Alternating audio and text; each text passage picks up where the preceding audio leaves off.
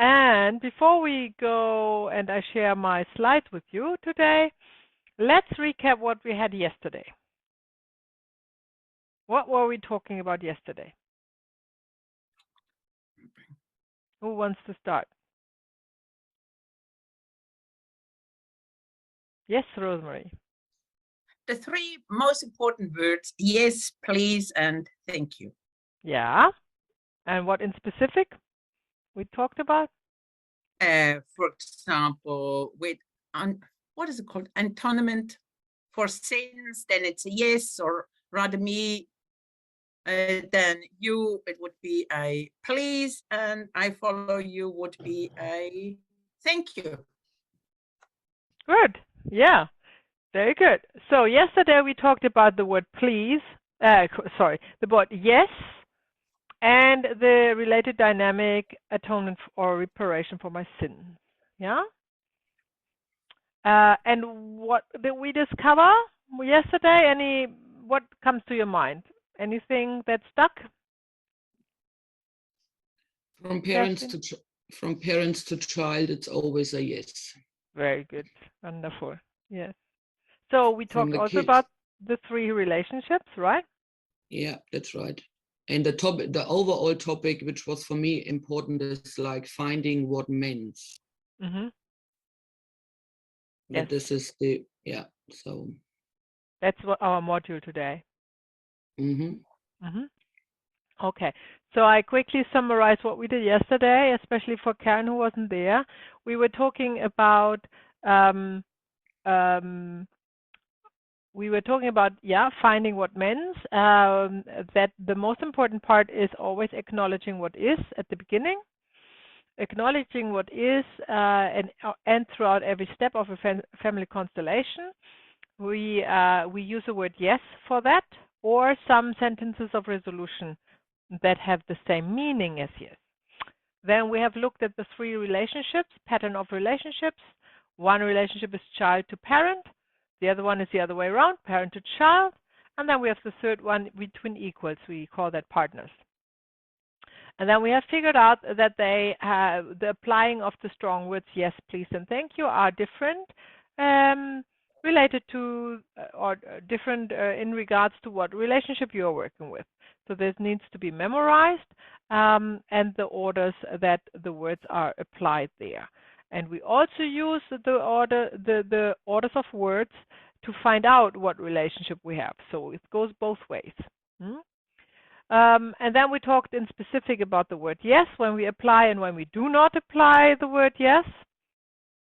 And then we looked at our first dynamic in family constellations, which is the 1 out of 3, which is the atonement or reparation for my sins, respective for the sins, because it's often an entanglement with an ancestor and not originated in oneself. That was it. We had some lovely exercises, and now here we are with the second part. So the second part is coming up.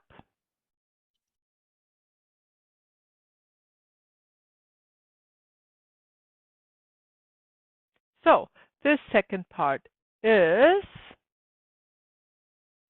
the potency of please. Of course, you all have been with many family constellations, and you know how often we use the word please. And this is why it is such an important word, because it's really at the base of a lot of constellations, and it moves the souls probably the most, this little word please. So today we are looking at what is it about the word please that is so special. We are also looking briefly, finally, into the interrupted movement towards the mother. We are looking at the second dynamic that we are covering in this module, rather me than you.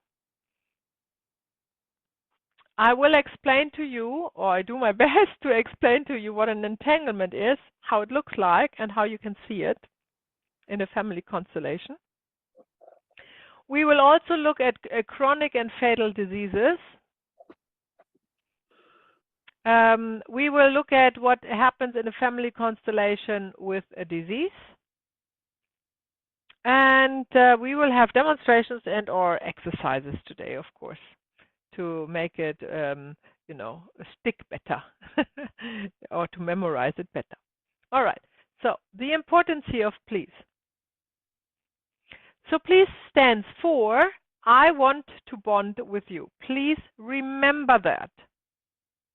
It is that easy. Yes stands for I agree with what is. And please stands for I want to bond with you. That is a background information that you have to have in your mind to apply the word please in a family constellation in the right context. That also already gives away when you don't apply please, if you don't want a bond. Yeah? So I make an example. We are using the word please all the time in the wrong context. All the time. And it is really now the time to stop doing that and use the appropriate words. So for example, old school, if somebody helps it, if you go in a shop and somebody helps the door open for you, yeah, you say probably no, hang on, it says please, you know, please come through or something like that, right? They want to create a bond with you, right? Obviously. So even in this really day-to-day setting, please pass me the butter on the dinner table, you know. You want to bond. You want to relate to somebody who's doing something for you, yeah? So there's always this behind. So if you don't want that, if you do not, in a situation where we are using the word please like randomly, yeah, be aware that you always want to bond in this case. And if you don't want to bond with the other person, then don't use please, use another word. Yeah, we're using please too often, as well as thank you, but please is probably the most common one. So we are learning when we are learning to facilitate family concept. And then the other example, of course, you all know that from the practice workshop, you know. You have a representative, and the first thing you say is, can you please say please? Yeah. First of all, yeah, I know everybody does this at the beginning. First of all, why would you want to bond with a representative? You don't. There's absolutely no reason to do that. They should stay in their own energy field. You should stay in your own energy field, and you are directing it. Yeah. So the word please towards a representative is completely out of context. Yeah. You want to avoid that at all costs. Okay. So instead of saying to the representative, can you please say to the other one, please or thank you or whatnot, you say please to X, Y, Z. Yeah. That's all. That's an information. So it's really, really important that you come back to the basics and remember where these words stand for. They are also powerful in a normal day-to-day relationship. Yeah, they have the same power basically. Yeah, and we want to use them in this power. So use the word please if you really, really, really, really are in need to bond with somebody and want something from them. Yeah. In a family constellation context, it's exactly the opposite to what we experience in the normal day-to-day life. It is often hard to say for the representative, this little word please. Why is that? Because in the family constellation you are witnessing, you are facilitating, you are part of, the imbalance is the broken relationship. Yeah. Otherwise, there wouldn't be an imbalance. We wouldn't have suffering. We wouldn't have a problem, an issue, whatnot. So, because there is already this imbalance, not to say please is kind of at the end of a family constellation instead of the beginning, because it's a result of the movement of the souls, right? And this is why I will talk you through what I call the little sister of please. Lots of other words and sentences you can use that makes it easier, to say please, to bond again, to mend that what needs mending, the relationship.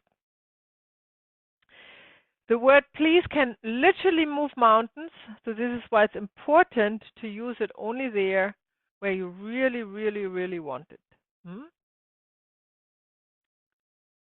If you haven't done so yet, now is the time to observe your own words, what you're actually saying. I mean not here, I mean not in the family, I mean all the time. Think first, twice, say it once. Yeah? That is very healing, because everything you say, it's just a little bit of a detour, everything you say is also a meme. It's a meme that you put out there, that you have created, and it takes its own path. You can't take it back. Whatever you say, you can't take it back, and it does its own thing. Yeah, and that goes quite quickly. And you might have experienced that in your life several times, that you have said something and then you regret it, but that's out there, right? So very, very important in the path of self-healing, of self-development, the spiritual path to higher energies, to more freedom and more happiness in the life, and to overcome all these burdens and come to a higher state of being starts with observing your mind and what it comes up with, and then worse, what it actually wants to say, what it says, right? Because that is then done. That's out. Has created its own thing. So that was just a little detour. Coming back to the word please, it can literally move mountains. So think about it. Is it the right word in the family constellation? And then, and this is why we need these moments of like pausing or being quiet or silent, and then suggest to the representative to say please, and see by the reaction of the representative or the one they are saying it to, if that is the right word to say. If it's true, always ask if it's true or not true. And when it's true, fine, you're on the right track. And when it's not true, don't worry, just use another word. Just find out. Then you're just, it's a different relationship of what you thought it would be. So please comes also in a sentence. Please in itself has a great impact and moves the souls. But, as always, please can also be put in a sentence. There's the same meaning, and it's probably more specific. And some representatives prefer to say more specific things because they just say please and they wonder why, because they are probably jumping into their mind, right? So sometimes it is good to give them a reason to say please. So to the ancestors, or to an entanglement, to an entangler who has been moved towards the victim or the perpetrator, and so therefore the entanglee can pull out of this dynamic, it is appropriate to say for the entanglee, please bless me if I stay. Very healing. Yeah. The please is also, that from all the interrupted movement towards the mothers we normally do, is I need you. It's a bond, right? Please, I need you. And it is a bond that wants to, goes on and goes on. It's not for a momentarily bond. It's a really deep bond between the child and the mother. So I need you as a strong please. Please look at me. It's often where we start with a representative. So that's because, while looking at me, I can bond with you. I cannot bond with you if you're not looking at me, right? And they cannot even say anything to, if representatives are turning away all the time, you cannot talk to them. That's the same at home. If you have somebody living with who is turning away when you talk, like how long are you going to talk to them? Right? Not very long, I suppose. So that is important that we actually see if the representative to whom you want the other representative in the family constellation setting to say something, that they actually look. At least after the first or second word. And then, just before I forget it, of course, in a family constellation, nobody can say so if the one who has to say something is not looking, that's not going to work. So the one who has to say something needs to look at the one who's addressed. Yeah. The one who's addressed maybe doesn't look. Then they say probably, please look at me. But they cannot look away like this and say to this over there, please look at me, you know? And you think, well, that's you think that's of course.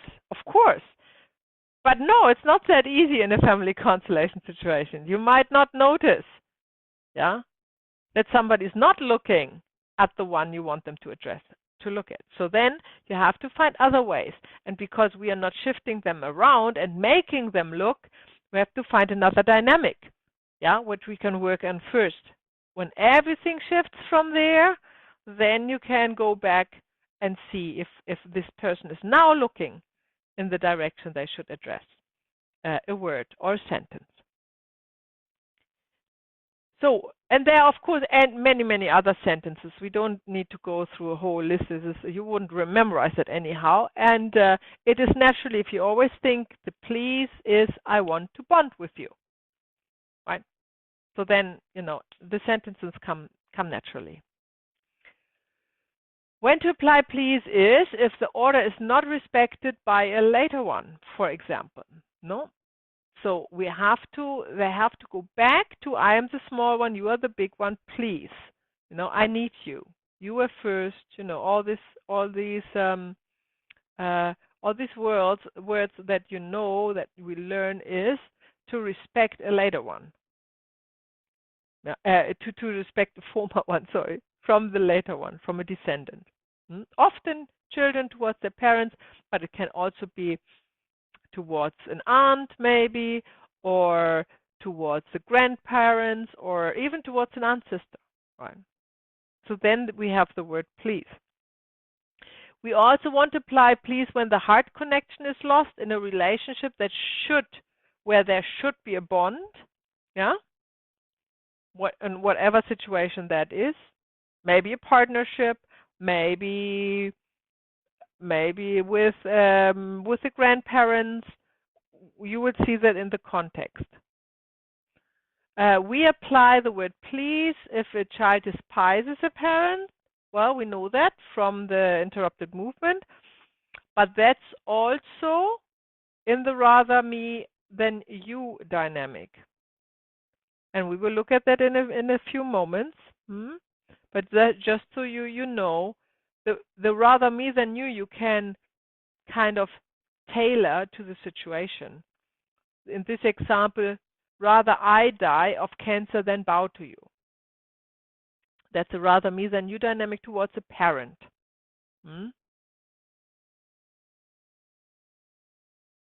Yeah, and of course it is combined with the entanglement. And as a practical example, breast cancer is often the problem of the child not being able to bow to the mother or to the grandmother. Yeah. Or being entangled with somebody who cannot bow to the mother. You know, go on the knees and receive. So that would we also go hand in hand with an interrupted movement, often, but not always. If the entangler cannot look at the victim or the entanglee can say to the entangler, please look at me, or please look at her, right? And that is often already healing. Often you will see that the perpetrator can turn around and look at the victim. Not always, but often. If one cannot say please, use the little sister of please. And this is also something that as a beginner you often forget. Yeah? That if something doesn't work, there is always something else that works. Yeah? You just have to memorize this. If a word doesn't work, then the little sister often works. So the little sister is time. So you say please, the word please must always in there, but it's not the strong please, it's a little bit weaker. Please give me some time. Yeah. So instead of please give me your love to a mother, yeah, or please please I need you, please give me some time to come. Yeah. And that will, most representatives will be able to say that. And this is often already shifting the dynamic. So after a few moments, they can already say the real please.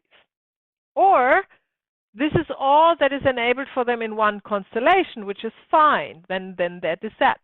It doesn't go further than that. But rest assured, the movement has taken place. The movement will continue after the constellation up to half a year. And it will move towards the healing, dynamic. So you can allow that. But just when somebody cannot say please, you try it like 5 times. Say please, and nah, I can't do it. Nah, let's try it again. Say please, beginners do that often. Nah, and then the resistance goes bigger and bigger and bigger and stronger and stronger. Then you can say, when they cannot say please give me some time. And then they would say that. I have never seen it not to happen. Or, is there somebody else? Let me just check. It's not coming up on my screen. Charlotte, your video is not on. Hello, Charlotte? Hello. She did in the chat, she said she hasn't got enough reception to put the video on. Oh, I see. Okay. So the next one would be, please give me some space. So you have time, you have space, right? This is interchangeable, depends on the situation. Or, please be patient with me. Yeah. But you realize the word please is in there. So we are kind of sneaking it in to somebody who can't say the please with these little sister sentences. Yeah. That makes it easier to do. If no version of please is possible, ask to become small, go on the knees, or bow down. Yeah? We do that in the interrupted movement. That doesn't mean that the representatives can do it, but you can ask to do it and see if he can or not can do it. So let's talk about when not to apply please. If somebody cannot say it, as I said before, don't force it. You don't need to ask them 10 times to try it. Ask them once, they cannot say it. And you see by the reaction if that's a genuine I cannot say it, or if that's something, I don't know why I'm saying it. And if the reaction is, I'm not quite sure why I should say that, then you said just try it and see if it's true or not true, right? Of course. And then they normally would try please, and then say, actually that's true. I can actually say that. Or they say, nah, that is not right. So there is this situation when you see immediately there's a reaction, and you see that in the body. It's like nah. It's like nah, absolutely not, right? And then you don't need to ask it 2 or 3 times. But if they say, I'm not sure, please, why please? Then you can suggest try it and see if it's true or not true.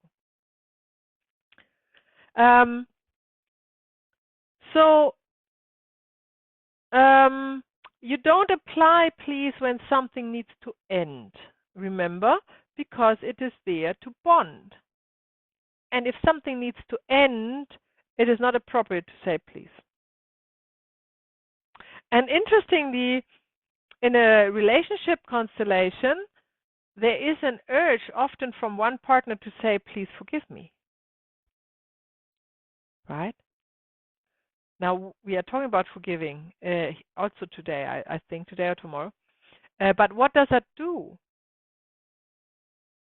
Yeah, it bounces again, right? And you think, oh, forgiving, I need to be forgiven to move on. But that's not true. In fact, you want to bond again. There is still something going on, and you can't really let go, because otherwise you wouldn't think of that even. So that's interesting. When that comes up in a relationship constellation, then you would stop it in the track and say, don't say that. Please forgive me. And see what's the true dynamic, what really needs healing there. Because this saying does not do anything towards the healing process. If a child, so again, when not to apply pleases, if a child is entangled with the former partner of a parent. So, in this example, let's think of the client is a woman and her parents. She has parents, of course, the biological parents, and let's say the father has left. Let's say the father had a former partner, a significant partner, right? She doesn't even know that partner. It was before she was born. That's not the point, yeah? Now, because remember, first order of love, the former partners belong to the family system. Now, it is possible, and it does happen quite frequently, that this woman is entangled with the former partner of her father. Yeah? Especially when the former partner is still bound to the man. Or maybe the ending was not well, right, for her or something. And she's still energetically connected to the man. Now, when this child, let's say the daughter, gets entangled with the former partner, right, it is not appropriate for her to say please to the former partner, because that is not her mother or her parent, yeah? So she needs to get out of the she needs to get out of the bond with the entangler, right? No child needs to get out of the bond with the parent, but definitely out of the bond with somebody else who's not the parent, yeah? So just bear that in mind, because often this is kind of mixed up with the parent in this situation, yeah? So now the most important please is normally to the parents. And it's always, I need you, I won't survive with you, I need your love, your nourishment, I depend on you. That's all a please. Yeah, you don't need to say the please, that's the difference. It's in replacement of the please. Please can be said, but it in this case has more power to be more precise. Yeah, and use these strong sentences of resolution. You can add the please, like please look friendly at me. That's possible, especially when you have multiple interrupted movements throughout the generation. And now we finally look at the interrupted movement towards the mother in greater depth. So it's translated from German. It's also sometimes I have seen so in German it's called unterbrochene Hinbewegung zu der Mutter. And in English it is literally translated interrupted movement towards the mother, but I have also seen translations as interrupted reaching out movement. So same thing, if you hear that. The please towards the mother starts the interrupted movement again. Yeah.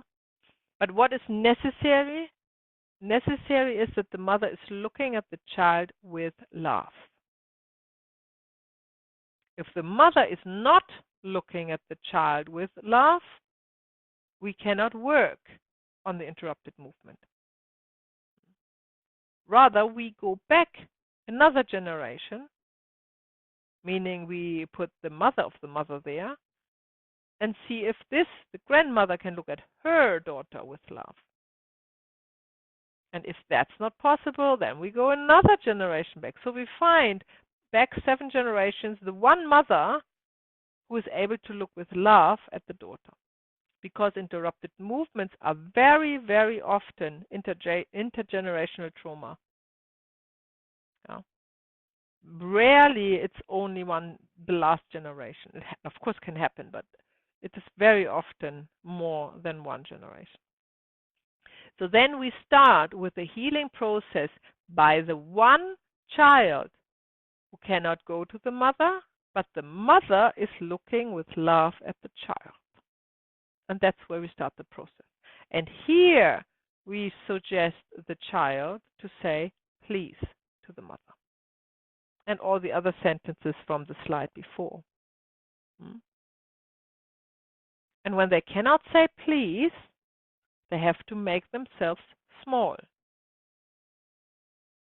Like in a physical workshop, I would say go on your knees. And if that's not enough, lie. Bert Helling has done that often. Lie on your belly and reach with your hands out towards the feet of your mother. Head down. No. Kerstin? So could you also start with the little sister sentences? Yes, you could, but you need to be aware that you might not go through the movement completely when you start with the little sister. Okay. It is more like you can try it. By experience, when you have an interrupted movement towards the mother, you need to be more strong and not less strong to make the child move. So it is, an interrupted movement towards the mother is a childhood trauma. Normally, very, very young age of a child, often from birth to 2 years, roughly, right? Very often. That's when it happens. And it is strongly embedded in the child, and it plays out that they cannot relate to the mother. They need their mother. They have a relationship to their mother, but they kind of always argue, and they don't like what the mother's doing, and they are complaining about the mother that she was never there, or she didn't do what they want, or she's whatever. Yeah, so that's the typical child. Or they know everything better. They think the mother is stupid. Whatever she does is dumb. Things like that. So that's an interrupted movement right there. It's not big psychology to be studied, right? That's what it is. And because the stubbornness and this arrogancy that they adopt over the years, that is caused by this very early childhood trauma, which they don't know, they really need like a slam on the back to kick out of this, right? And so this is why in an interrupted movement, when you have this representative, of course, for this child in front of you, you need to be like a very strict parent, So you say please to your mother, please, I need you. And they can't, then go on your knees, look up to your mother, say please. And then they can, and then lie on your back, grab the feet, and now look up and say please. Right? That's normally the point when they do say please. Yeah. And then you continue with the healing. Another, and just we are looking at and we are practicing interrupted movement in module 4. So this is just for you to get the basic concept of the interrupted movement, so we can work with it and we can move forward. So any detailed questions I will answer in module 4. The other very important point is in healing an interrupted movement towards the mother is that the mother is not moving and the child is moving towards the mother. When you have a mother represented, she looks lovingly at her child. They always want to rush to their child and pick it up, seeing the child suffering, right? Unfortunately, this is not healing, and that's probably what mothers do in real life with the children, and don't understand why the children pushing them away and more and more and more, because the early childhood trauma has not addressed, has not been healed. And so that's just amplifying this pushing away, really, if the mother goes towards them. So in a family constellation, in order to heal the interrupted movement, the mother has to stay still, cannot move towards the child, and the child has to move towards the mother. The child has to do all the work. The mothers do nothing. The mother only says yes to the child. Yes, meaning I'm here for you. Whenever you need me, I have all the love for you. That's a yes. Yeah. But there is nothing else. That's not what they do. In some instances, and Bert Helling has actually done that a lot, and he said that also a lot, the facilitator can represent the mother, especially in one-on-one situations when you work with a client, because his interrupted movement is quite strong or stronger if the client does it themselves and don't have a representative for doing that for them. So if the client has an interrupted movement, it is preferable, especially in a one-on-one situation, to really let them move towards the mother. So then the facilitator can be the mother. Yeah. So that's okay. Okay, and more in module 4, right? That's as much as we need to know right now. Okay, let's think, get out of the mother head and put on the head of relationships. A please in the relationship, remember yesterday, first comes in a relationship. What is the first word in relationships? Thank you, Reem. Anybody else? What is the first word in a relationship, in a family constellation? Yes. Thank you, Kerstin. So, yes. So, yes is the first word. And then comes... Yes, thank you, Reem. Please. I saw you. I can lip read now. Yeah. I know, Rosemary, you want to say the same. So, please is the second word. So, in a relationship, somebody cannot say please before they have not said yes, right? So, you sometimes have a client who has a crush on somebody else. And it is a very early stage. Maybe there's not even a relationship, yeah? And they are really eager, and in a constellation they would show that, to say, please look at me, right? Please, I'm here, hello, please, yeah? But that's not how it works. First, both partners need to say yes to each other, yeah? If they cannot say yes to each other, there is no please. There is no possible bond, yeah? So, if you have this early stage relationship in a family constellation, one is normally looking at one and the other is often not quite looking at the other. Yeah, that's often what you get, often what you see. Because if the other one would look at them, they wouldn't have a problem with it and they wouldn't come to a constellation workshop with that, right? Because everything is fine. So, if you see this relationship, you need to find out whether there is a yes from both partners to each other, right? And sometimes we need the mothers or the fathers, often the mothers, from both of them, and see whether there is something not quite right. But remember, if it's the partner and the mother of the partner has not, through action, like in was it not Heba's constellation, where the mother was, we discussed it on our Facebook chat. So where the mother has become part of the family system through action. No? Because she was what was the case? The mother was forbidding the son to marry her and made her marry another woman. Now the mother has connected to the family system through action. That's fine. But if you have a new crush, a new partner, and the mother has nothing to do with it, she doesn't even know of the existence, of your client, that's a different situation. So the mother of the partner is not part of the family system. Now, I have seen that, and I've heard about it, that in the attempt to help, a facilitator is going through an interrupted movement with the partner or with the future partner, with not quite, with the crush, and his mother. Like, how can that, you can't do that because she's not part of the family system. That would like trying to make voodoo and make him heal for me so he will look at, you know what I mean? This is not how it works. You can only work with members of your family system. You cannot incorporate.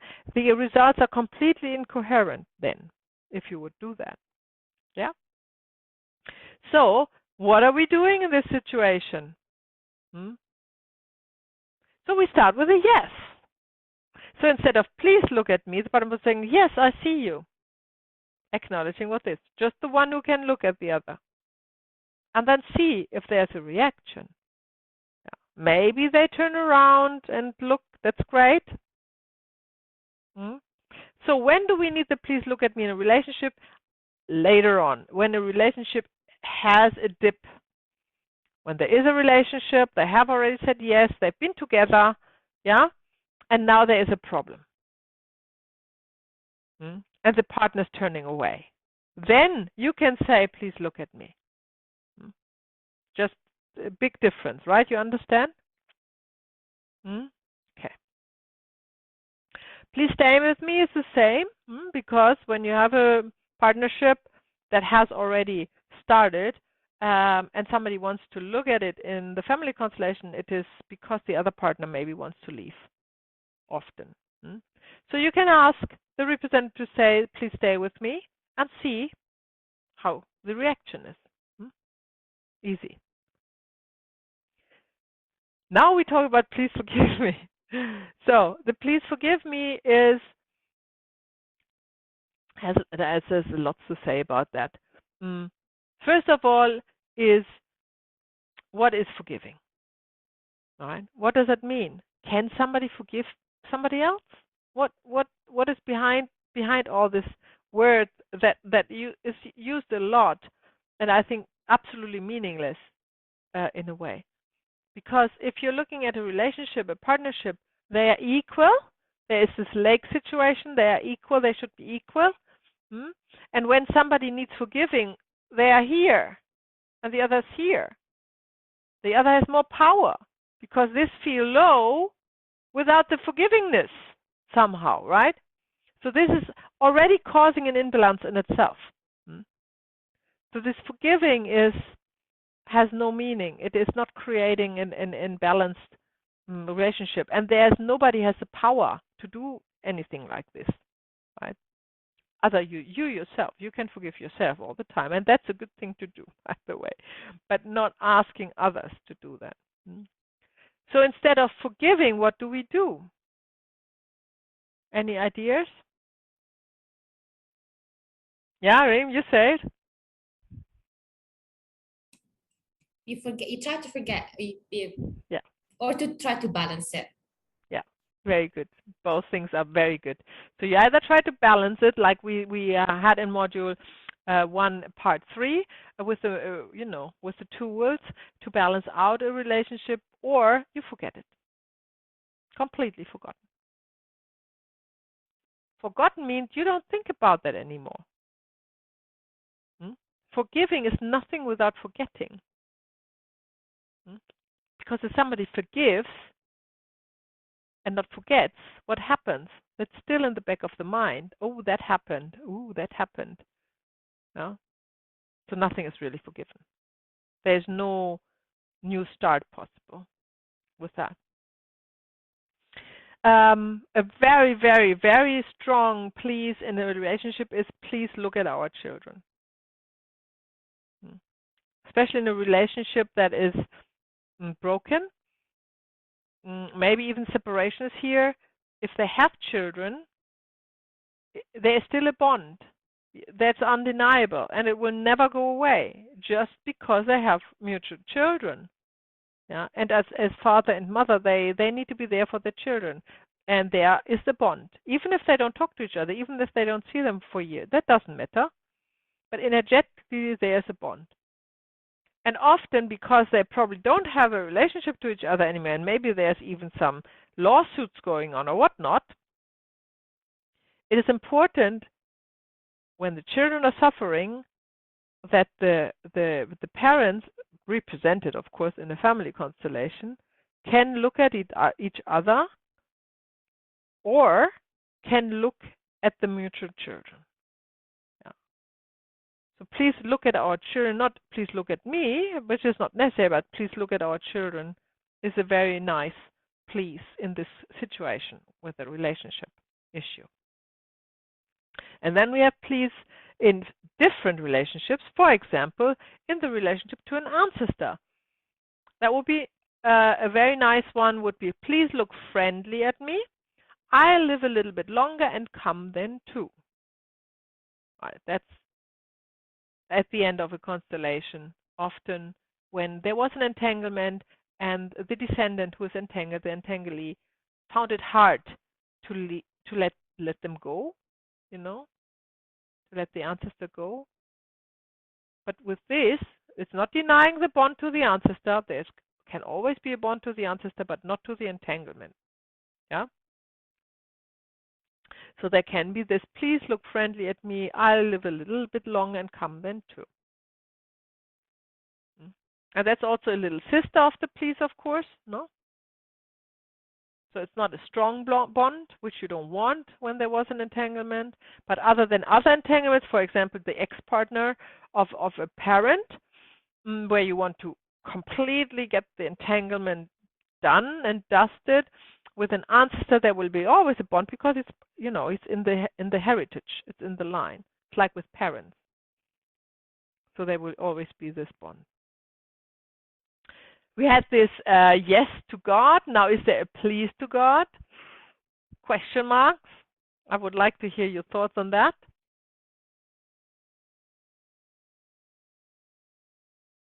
Just say whatever you think.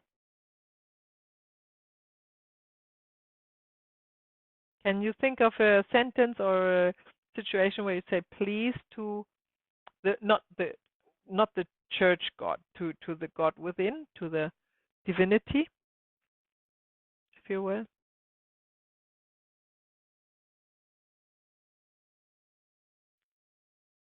No, you don't need the bond because it's what you are. So no, you don't need the bond. There is no please. There's just a yes. Yeah. Please to a perpetrator. Yes, definitely. Yes, a please to a perpetrator has a strong impact normally on the relationship. Please look at me and how much it hurt me. Because remember, we want to bond a perpetrator and the victim so they can find to each other and find peace. So the please is both from victim to perpetrator and to perpetrator to victim, very important. From the perpetrator to a victim would be, please forgive, in meaning of forget, yeah, what I did. Please forgive me. I didn't know that it hurt so much. If they can say it, you always have to ask, is it true? Some actually knew that it hurt so much. Then you just rephrase it, yeah? And you say, I knew it hurt so much. So then the please became a yes, acknowledging what is. And I did it anyhow. Yes, Rosemary. But in a way, there is the forgive me, and then it's a don't sentence. Isn't this what we are not doing? No, it's not a don't. I didn't know it hurt so much. No, that's not a don't. Don't is don't do at something. Like, don't look at me. Or, gosh, what was the other one? There was something commonly coming up recently. Gosh, I forgot about that. Do you remember? There wasn't a practice. No, but like, for example, don't look away. You Yeah, would say, look, something like that. Yeah. look at me. Or don't leave me, for example. yeah. So instead, don't leave me, stay with me. Yeah, don't leave me, exactly. Yes, don't leave me and things like that. So that's a doing. You don't want the don'ts in your constellation. But I didn't know it hurt so much. It's just what is acknowledging what is. Right? So in a From way, the perpetrator. so we are saying, please forgive me. No, we are not. I just sneaked it in there to discuss it. So Okay. you say, I didn't know that hurt so much. Yeah. I'm But happy with that. Yeah. But if there is this urge from this perpetrator to say, please forgive me, then just make sure that they say, please forget what I did, instead of please forgive me. Sometimes you can do what you want and the representative want to use the word forgiven. And then you just let them say it, because it doesn't hurt. Because in this constellation, you have a victim and a perpetrator, and they should bond. Yeah? And remember, the forgiveness, the urge for forgiveness is actually bonding. So it's not the same as at the end of a relationship, in the end of a partnership. So you can use it, and often representatives are really insisting on using the word forgiveness. And that's fine. I mean, we work with what we get. To an advantage giver, you could say, please accept my contribution. And so on. All right, you can think of lots of sentences that are possible here. Now we are going in our little exercise. But before we do that, any questions? Anything you would like to discuss? Kerstin. Can you just, when you go back one slide with these advantage giver, Yeah. Can you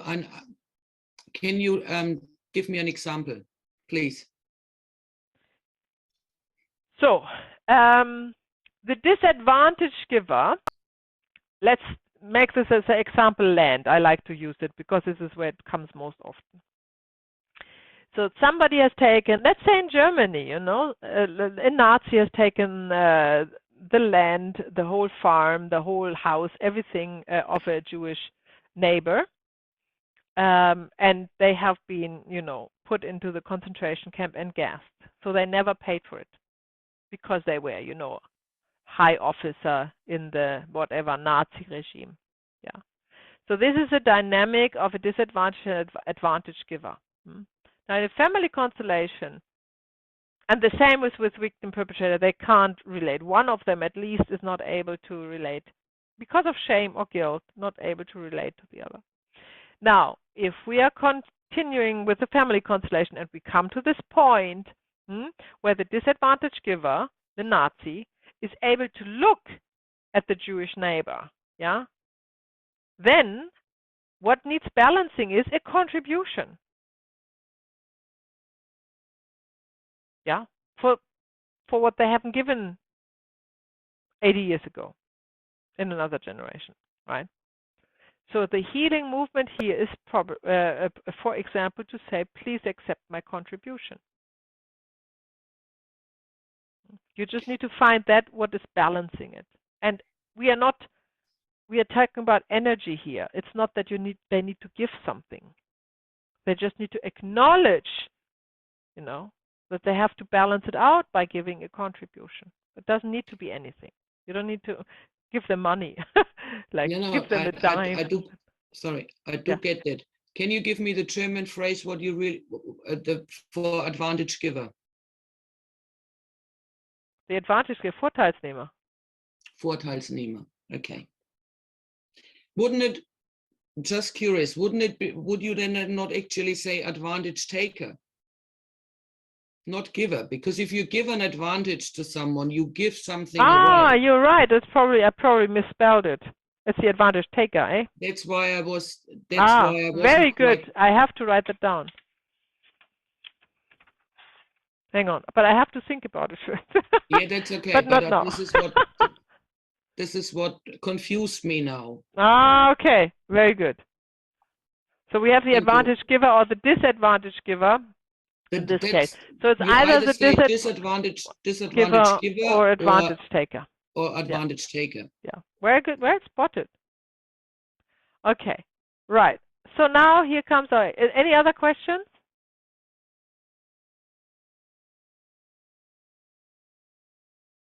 Nobody picked that up in how many years? Isn't that interesting?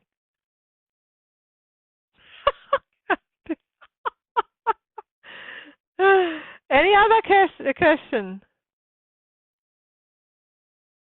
No? Okay. Right. So now here comes our exercise. Now we want to apply the word please. We want 3 members per group. That means Charlotte, I hope you can go in the breakout room. Charlotte, can you unmute and say something so I know you are there? I can talk. Good. Just can't. I don't have enough signal for the screen. Is that going to be a problem? So I put you in a breakout room with 2 others of the group, yeah? Cool. And then you can talk at least. Cool. If you can't put your thingy on. Yeah. Okay. Cool. Thank you. All right.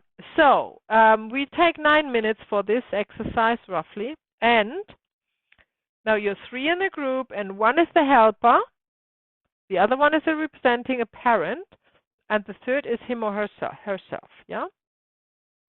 So you just decide at the beginning who's who, and the representative is observing, right? So first of all, you connect, take a breath. Then you're observing as the helper. You're observing the dynamic. Yeah. So mother and father, mother and daughter, for example, or father and daughter, looking at each other. And then you can write that down, take some notes. As the observer, you observe what is the dynamic. Yeah. So I would like you to look for, is the mother or the father looking with love at the child or not? Is from the child, is there love towards the parent, or is there resistance? So you start to understand, to pick up on little details, what kind of dynamic you have. And then you will make a judgment if the child can say please or not to the parent. Yeah? And then you keep that to yourself. And then you ask the child to say please to the parent. And then you see if you were right, if there's a resistance or not.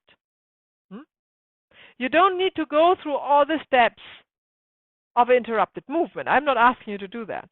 I just want you to start to observe a child-parent relationship and see if you can feel, see, and connect with this word please that a child has to say towards the parent.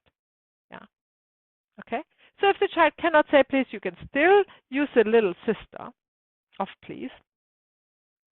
But then you can stop there, right? It's only 3 minutes for each, and the point is to observe here, right?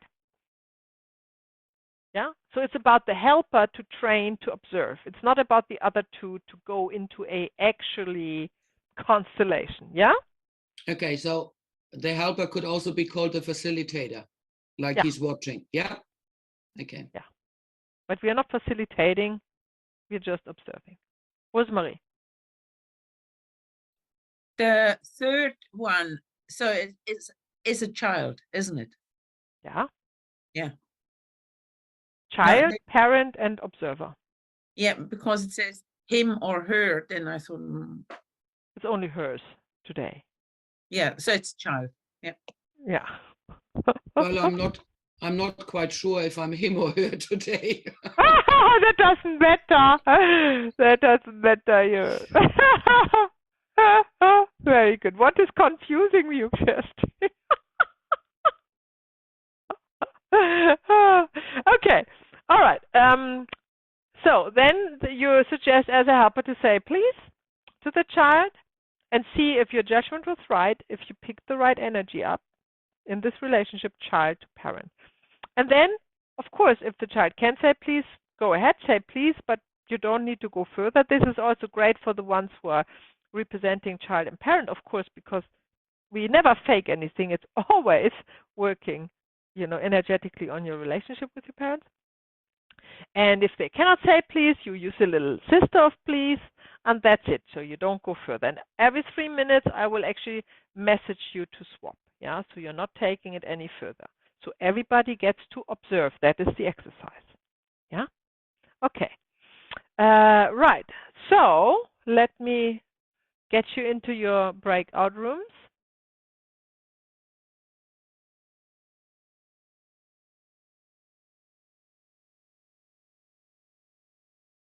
Here you go. Recording again. Well, we might as well start. Would you like to share how this exercise was, starting with you, Karen, from the perspective of a helper? We didn't get the time to go all the way around, Maya, so I was a parent and a child. And it was, yeah, so it was, I probably am not the one to give feedback, I'm guessing. I mean, I can feedback on my perspective of being a parent, if that's what you're wanting. So you didn't swap after the 3 minutes? No, we just had a few technical issues, and sort of, it was a little bit difficult because we didn't have the camera on, so we just did two. Oh, you had Charlotte there. Yeah, and then when we did get the camera on, once we established that, we just ran it short of time. Oh, okay, I see. Well, anyhow, tell me how it was for you as a child and parent. Okay, so as a child, it was, well, I was me, so that was familiar. So, and as a parent, it was, I felt I wanted to cry. I had actually a very strong sense of shame was my feeling, and I found it very, very, very hard looking that way, and this very sad but a real sense of overwhelming sense of shame was what I felt as a parent. And who was the child? Me. Okay, thank you for sharing. And Courtney, how was it for you? So you've been the observer as well, right? You have been observed. Yeah. I Yeah. observed, and then I was a child. Karen is my father. She chose to be my father. So okay. I think that her feedback is really spot on. She feels shame and seeing. I think the shame part comes from he wasn't part of my life. I think I told you. He left us when I was 1 year old. So I think probably the scene part came from there. And then Charlotte was the observer. She asked me to say, please. So I told them, no, I'm not going to say that. I don't feel like saying that. So probably that has made the feeling of shame, the intensity has escalated, probably. And when you were an observer, When did you find the right dynamic? Karen was the child and Charlotte was the mom. So, well, apparently, it is it's very harmony. The energy is harmony. Is a lot of love. It's very loving. So, Karen, Karen has no problem to say please, and Charlotte is ready as a mom to give her the love. And this is what you have observed before They said What it? do you mean? Did you see this love from the child to the parent before I she can said feel please? it. I can Yeah. feel it. Yeah, I can feel it. And then I asked Karen to say please. And I knew that she's going to say it. Ah, good. Very good. Yes, very good. Yes, I get what you mean. I think I can feel it. Yeah, very I can good. just pick it up.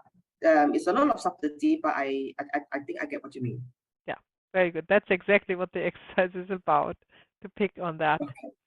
Okay, very good. Charlotte, you thing- can share or not? Can you? Well, one thing that I found challenging is like when you're observing as a facilitator, and you clearly it's very hostile. It's not a yes, and it's like, do you go straight in with the yes, or do you do the sister yes first?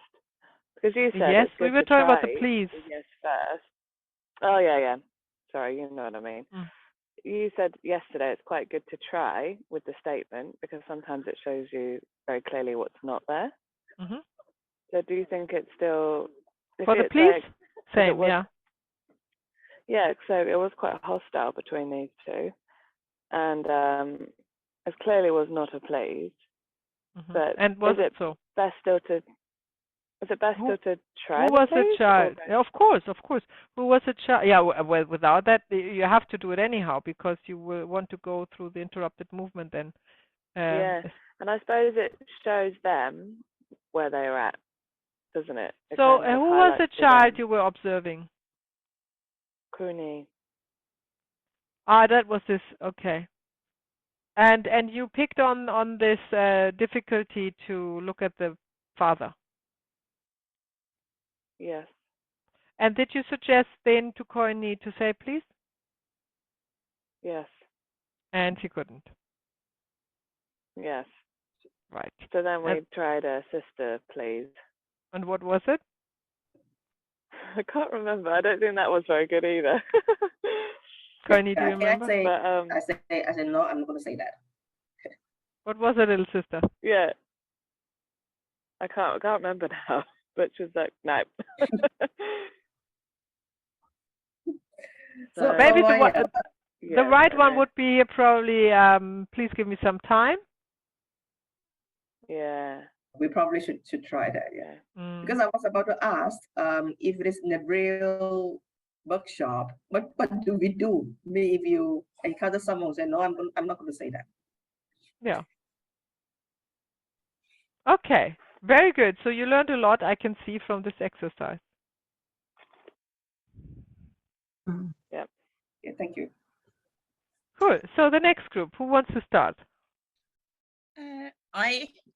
I was observing, and Kirsten was the child and Reem was her mother. And I felt like Kirsten would be ready, but in a way the mother was not.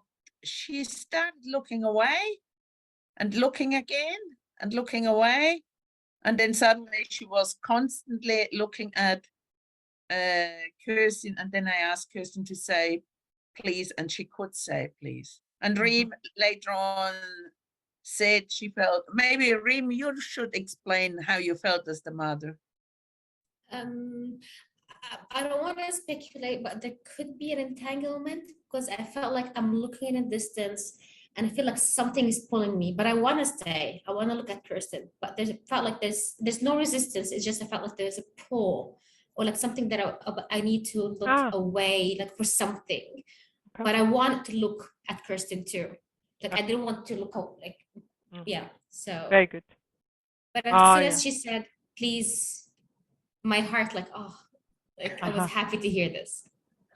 Yeah. Look what a deep impact that has, eh? Yes. Wonderful. So, Rosemary, was this what you expected, that Kirsten can say please, or was this unexpectedly? No, it was expected. Good. So you could pick up this dynamic. This relationship. Maybe it was a lucky pick. No, I don't. It is. Of course it is. There's a 50% chance to be right. Good. Right. Who next? Reem, what happened when you were the observer? Rosemary, she was a child. Kirsten was the father. And the father was smiling. I could see like the father there was no resistance there. And then I was looking at Rosemary and I was like, I couldn't read her face really. And then I asked her, could you say please? I didn't say please. I could say please. And she didn't say anything. So I was not sure, did she hear me? Like, or I was like, she didn't hear me.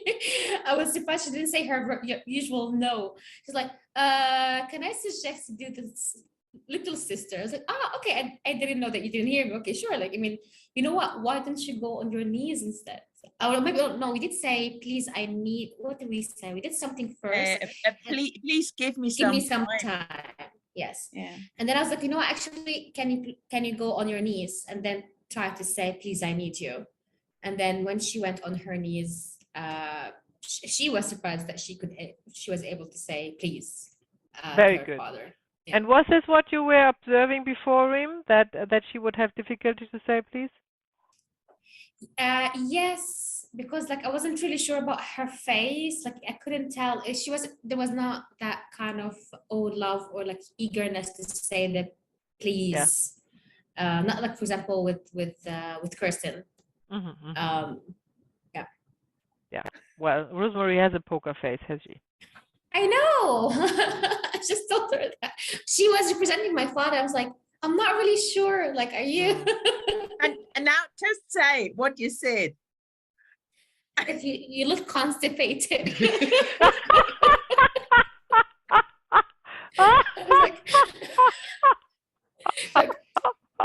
like, what is that? Like, do you love me? Do you not love me? Like, what's happening here? maybe the love got stuck in the wrong organ.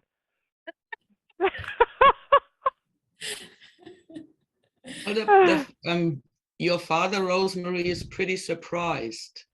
There's love flowing from that side, and he's completely gobsmacked what's going on. I noticed that too, in a way. I never felt there was a problem with my father, and just recently I noticed there was a resentment from my side. But not this must be new. No, it comes up through the work you do, Rosemary. It's as you do constellations, suddenly you start picking up on smaller things. Onion layers. Yeah. Onion layers. That's all I can say. Yeah, we are very good in our day-to-day lives to camouflage these things. Very good. But when you embark on self-healing, and especially on this training, you can't hide then anymore. You know. Very good. Thank you. And then we have Kerstin. Yeah, when I was the observer, Reem was the child and Rosemary was the father. And that was pretty clear by the moment Reem gone into seeing her father. She had a glow around her, an absolute delighted smile, you know, there was just bliss. And even her father looked constipated. You could see, I felt from pretty much after 5 seconds that Reem she could say please.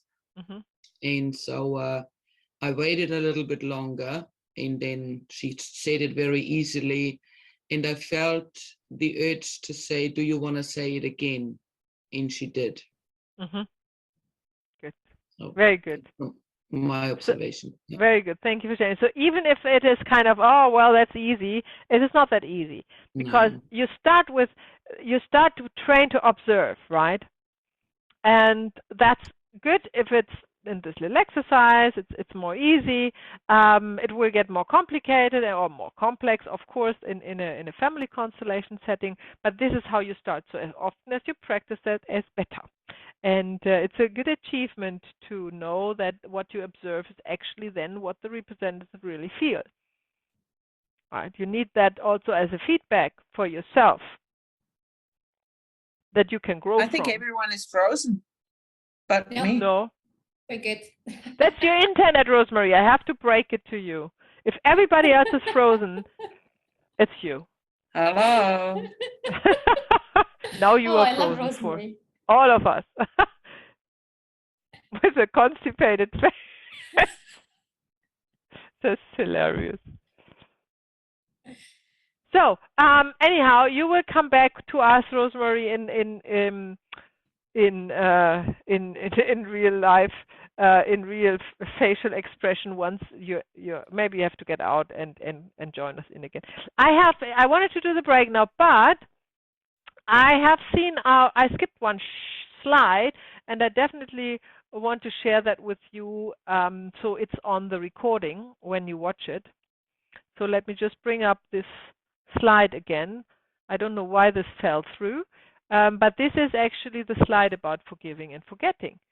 So let me talk about that quickly before we go in our break and see if something is. I just need to adjust.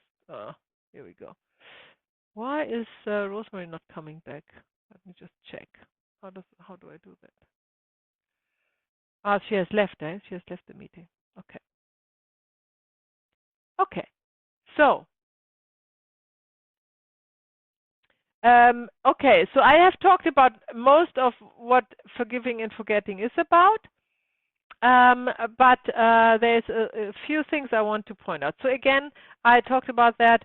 The wish to forgive somebody is indicating a hierarchy, and that is normally not appropriate.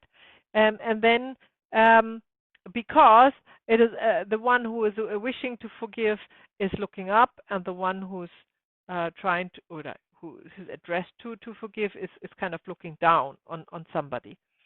You can only forgive yourself. We talked about that. Forgetting what that means.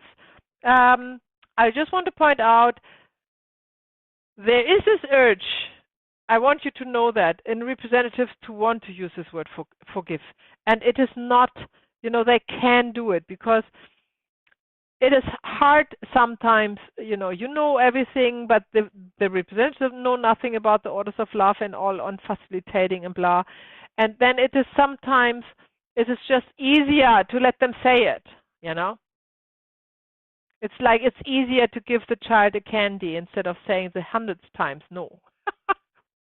You know what I mean? It is not good, like the candy. It's not good for them, but it's not that harmful neither, yeah? So you kind of make a call here and say, okay, well, that's what we do. But remember, this is not a strong word. It's not moving the souls. It is nothing. It is just something to quickly go over with. Yeah. Okay. So, but what I wanted to ask you is, what about I'm sorry? What do you think? Because this I'm sorry, it's also something that a lot of representatives want to say. I'm sorry. So, what do you think? Just give me your thoughts on that. I think it's probably not necessary in the soul's movement, those exact words, but it's nice for the client to hear, and it might be quite cathartic. But actually, in terms of the soul's movement, it's more important that they see them, that they honor them, they give them their love rather than they say, I'm sorry. That's it. Yeah. Oh. That's exactly what it is. It is not strong. It doesn't move. It is actually more negative energetically to say that, but sometimes they just have to say it. But a rephrasing would be great. Yeah. That would be either thank you, because I'm sorry is often can be often and can be often translated in thank you for being patient with me, or something else, or thank you for not leaving me, or positives, thank you for still being with me, or thank you for forgetting what I've done, or something like that. So you see, so yes, the representatives only come up with I'm sorry because this is like in the normal speech, that's what they normally would say. But in a family constellation, we try to find the strong impact of this word. Yeah. So then you would say, okay, don't say I'm sorry. Say to this representative, say thank you for for still being with me or loving me, or something like that. Yes, Kerstin? Good. For me, I'm sorry would stand opposite of please forgive me. In a, as a the one is not good and the other one is not, like the one is not strong, the other one is not strong either. They're coming from two different sides, but are the same thing. Yeah, they do come from slightly different angles. I agree. Yeah. But mean actually the same thing, like nothing. Pretty much. It also creates a little bit of a hierarchy, because the one who feels sorry feels like underneath the other one. Yeah, so that's quite similar. So I agree. Yeah. Any other thoughts on ISO? And again, in day-to-day words, in day-to-day use, there is absolutely no need to say I'm sorry. Do you know that? If you really think about situations where we learn to say I'm sorry, there are much stronger words that actually mean something that one could say than that. Because with this I'm sorry, it's like, well, I just say I'm sorry and everything is fine. It's like a little child, I just need to say I'm sorry to my dad and he will love me again. To get out of jail card. So this I'm sorry is also a nasty habit, if you will, to say. So once you are starting to observe your mind and the words that are coming out of it, and you catch yourself. So the most common I'm sorry is I'm sorry to be late. Yeah. Who has not said that 100 times? You not? Rosemary, you're never late. No, I have said that 500,000 times. 1,000 times, yeah, exactly. Yeah. What else would you say now that you know you shouldn't use I'm sorry? What else would you say that would actually be strong and energizing and positive? Give me some ideas. Rim. Thank you for waiting. Thank you for being patient. I appreciate your time. Yeah. Fantastic. Yeah. It's actually much more affirmative used in that way, isn't it? It's much better energy vibration for everybody. Absolutely, for say everybody. Positive. Yeah. Yeah. Because with this I'm sorry, you're not giving the one who is actually waiting anything. Right? I mean, nothing. They have nothing from it. But if you say thank you, then they receive something. They balance something out. That's right. Okay, so that's this I wanted to add to what we said before the exercise. And now we're going on our break. It's 35, so I see you 1/4 to the hour. Okay.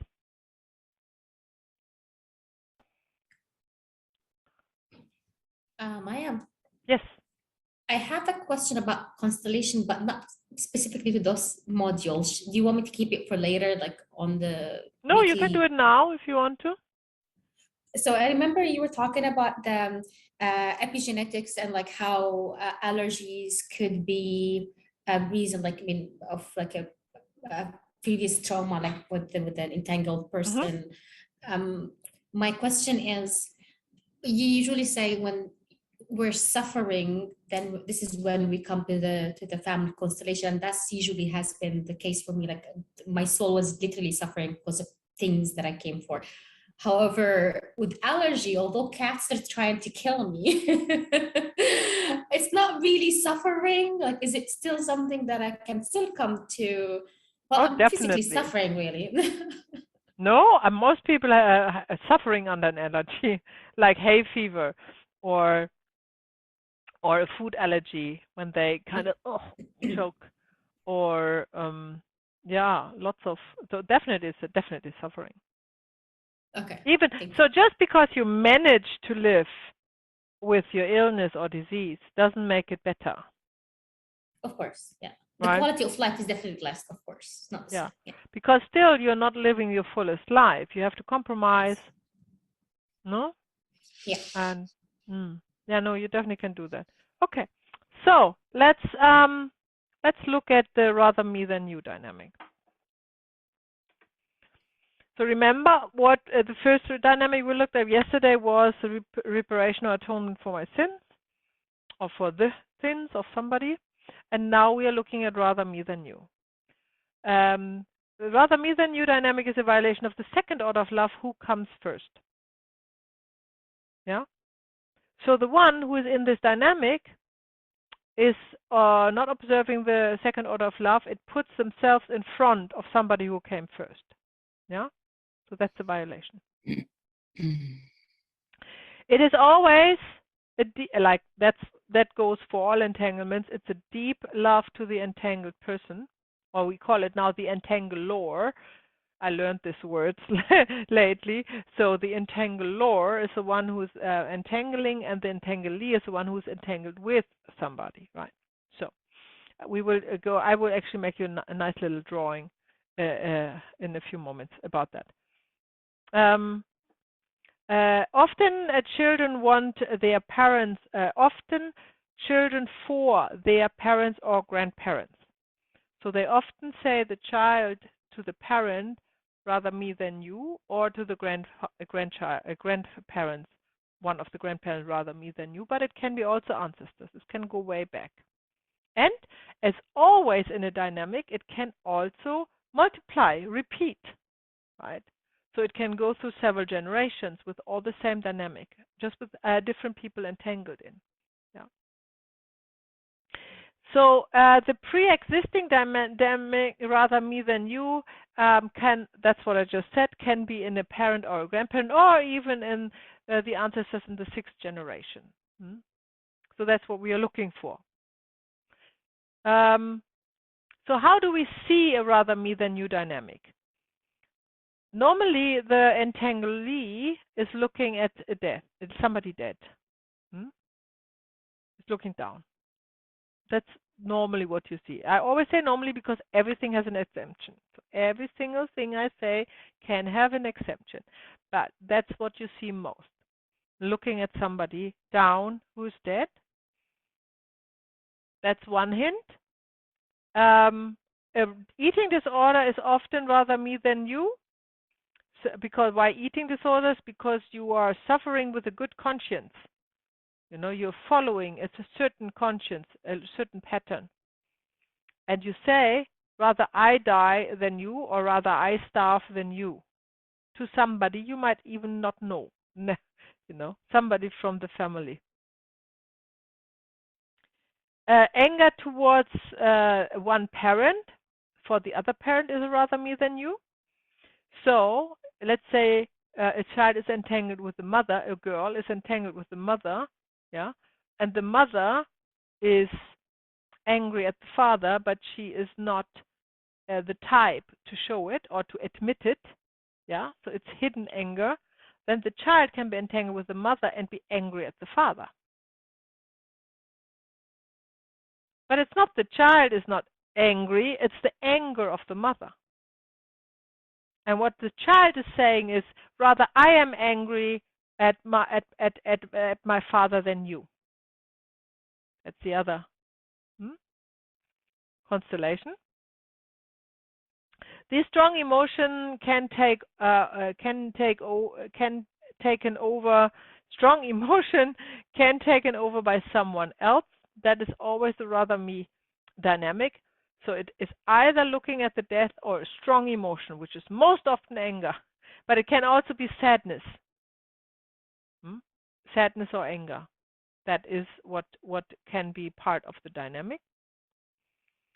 What else can I say? The entanglement with the one who wants to follow somebody else, that would be the I follow you, which we look up tomorrow, yeah? Rather, I follow him, her than you. So that's now two dynamics in one constellation, right? This can happen. Or I'll do it for you. It's rather me than you. Or I'm stronger than you, therefore I'll do it for you. And that is a disorder, right? So somebody who came later puts themselves as stronger, as, bigger, out of love. out of love, totally innocent, totally innocent. But for the family system, it's a violation of the second order of love, and that's what causes the suffering. So what means here is, I see your love for, you know, the other one, and honor that. So I see the love.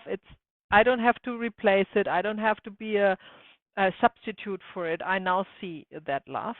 I respect that it is your way, not mine, is another rather me than you solution. Now I see it's your fate, not mine.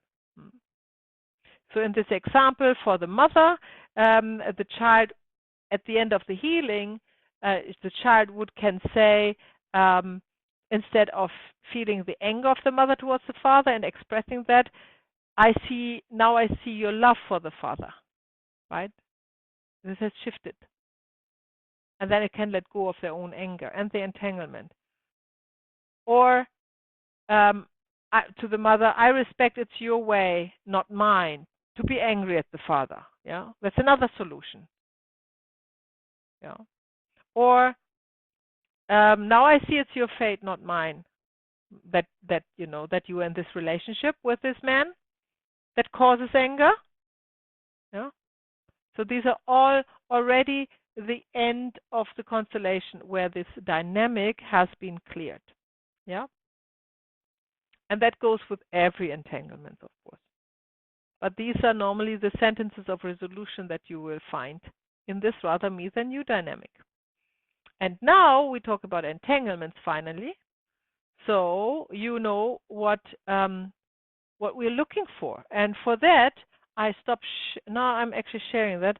I'm going into my other app and I make a little drawing.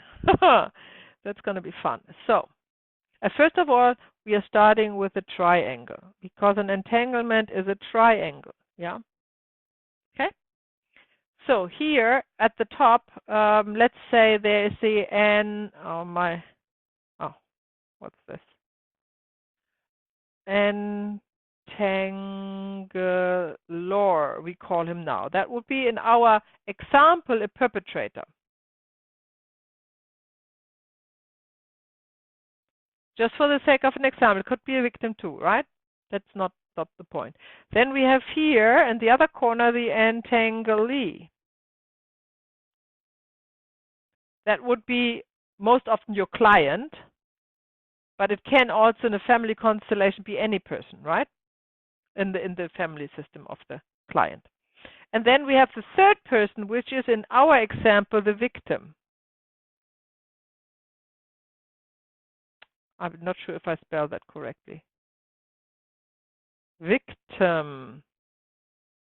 Like this? I am. No, I am. I Yeah, am. that's an I. Thank you. That's just my handwriting. My mother was a doctor, so I'm allowed to write like this. Okay, so now we go and we take another color for that. We go and now we look, how does an entanglement look like? How do you see it? First of all, you need 3 persons for an entanglement, right? So that's very basic knowledge. Triangle, 3 person, right? What you see here is, I'm drawing now the line of sight. Who's looking at whom? The entanglee is looking at somebody. The somebody is looking at somebody else, right? And the entangler is looking at the entanglee. That's how it normally looks like, to make it easy for you, yeah? So what can you see right here?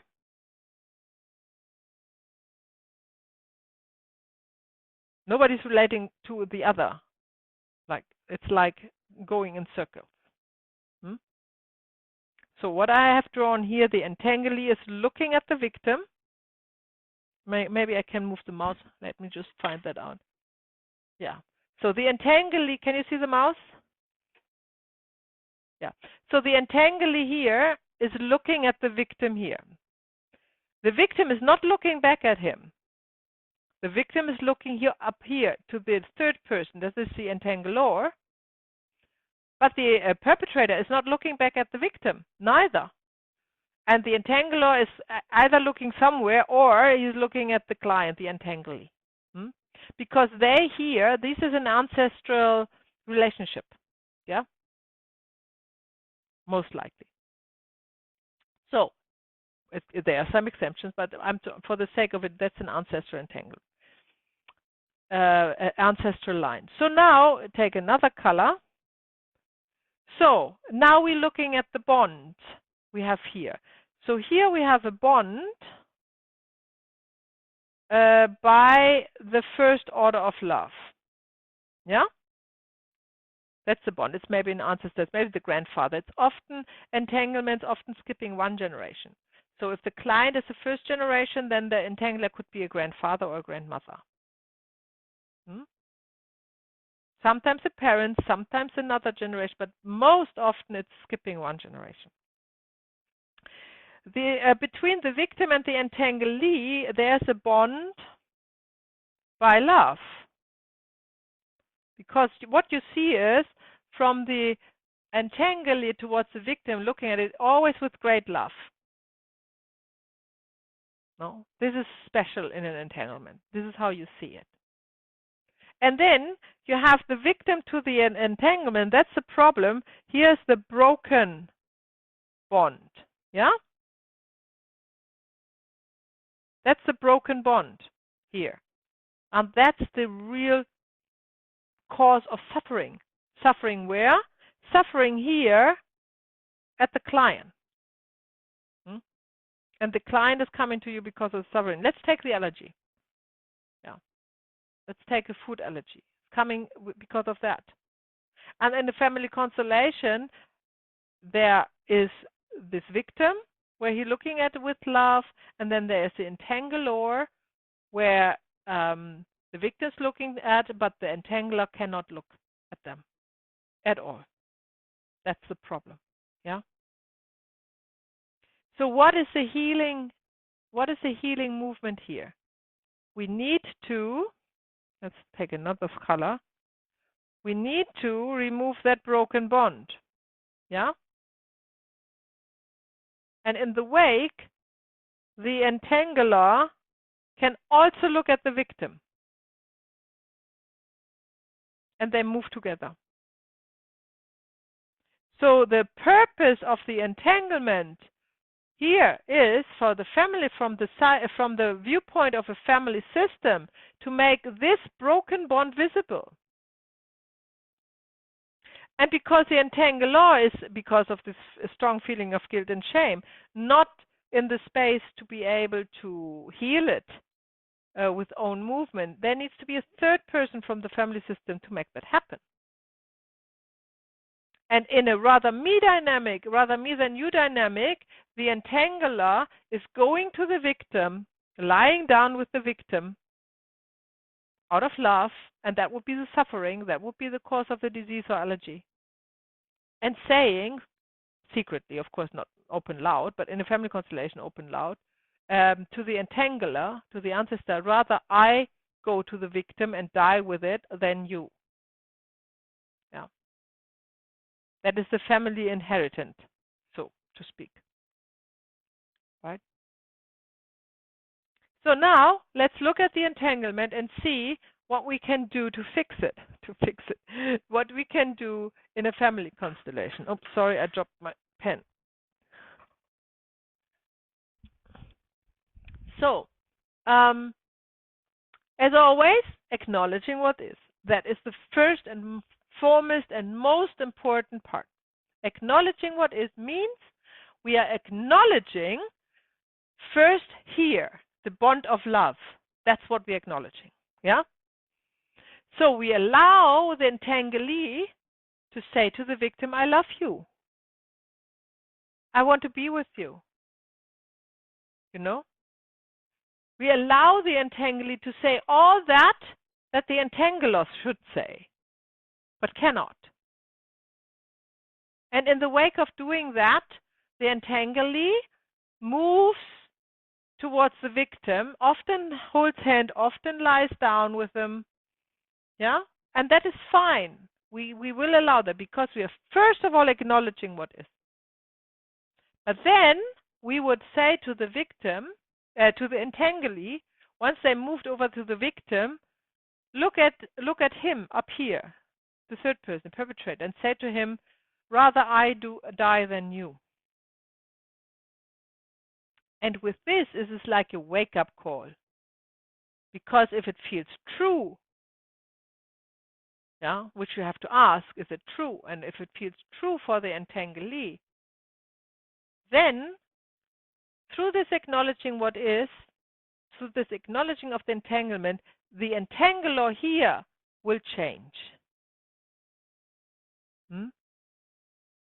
Because he has a bond by the first order, which is also love, to the entanglee, and he doesn't want that. He normally doesn't want this sacrifice of the entanglee. So he would then say something like, the most common things that you hear is, no, I don't want that. That doesn't feel right. That's the most common answer to this, rather I die than you.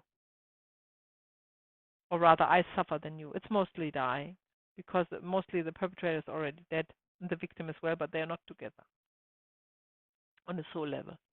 So then also, what then heals is that the entanglee says to the entangler, please look at the victim with love. And now, if we come to the state that the pink line here, that the entangler is able to look at the victim, yeah, then normally he recognizes the bond that was broken before. And then he normally moves towards the victim. And once the entangler has reached the victim and lays down there, then how can I draw that? The entangler, let's say he is over here, yeah? Yeah? He can now get up and go back to his place. Because this bond is healed, and the victim and perpetrator are together. And the love can flow again there, and there is no reason for the entanglement anymore. So the entanglee is relieved from the duty or that the family system had put them in or put them under.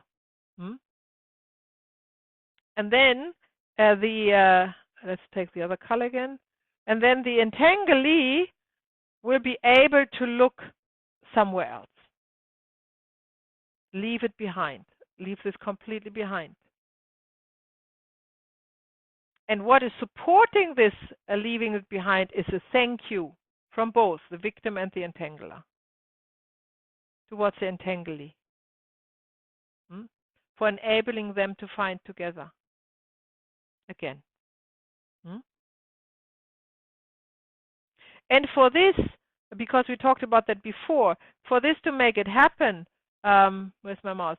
That the entangler moves towards the victim is again acknowledging what is. So you can use the words, I did that. It was me, in brackets, in brackets, not the client. It was me, I did that. And now I acknowledge it. Now I see it. Or now I see you. And now I see how much it hurt. Right? All these words, all these sentences we have in our toolkit can be applied to make it easier for the entangler to go to the victim. And once there and once united, the bond is established again and the client is going. So I never saw somebody staying there after that, because the duty is just fulfilled. And with these release from the duty and this moving forward, also the disease or the allergy in this case will be less, maybe even go away. Because this was also just a tool to move a tool for the family system to get the client to look at it and to find the way to heal it. Okay, so questions. That has nothing to do with my artwork. Yes, Reem. Is she ignoring me? Could you compare this to the first one, which is atonement for my sins, like the dynamic? How does it look like? Ah, yeah. Because I really Okay. like the drawing and it really made it stick in my head. So I actually want to see if you can draw the other one, to be honest. Okay, cool.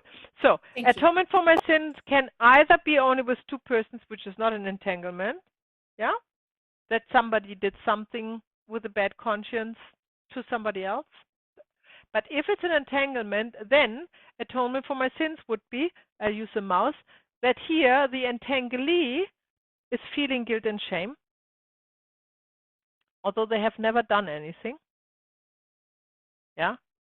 We have a victim that has been somebody done to something. Yeah. And then we have the entangler here, who is who is actually the one who feels the guilt and shame, but who has suppressed it.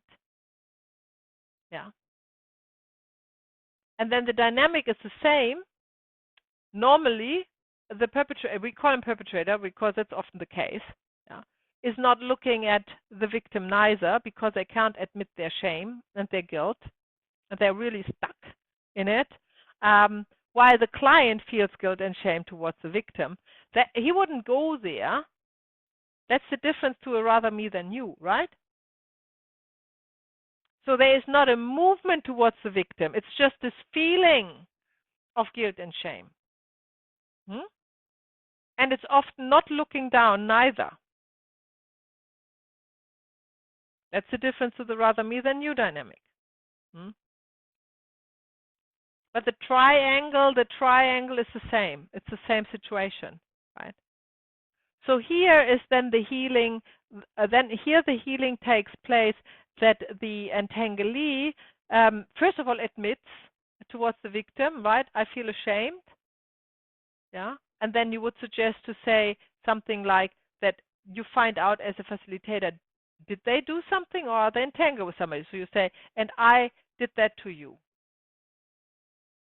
And then when the representative says, that doesn't feel right, that doesn't sound right, then you know, aha, we have a triangle here, so we need the third person, and then you suggest to the third person to say, I did that to you.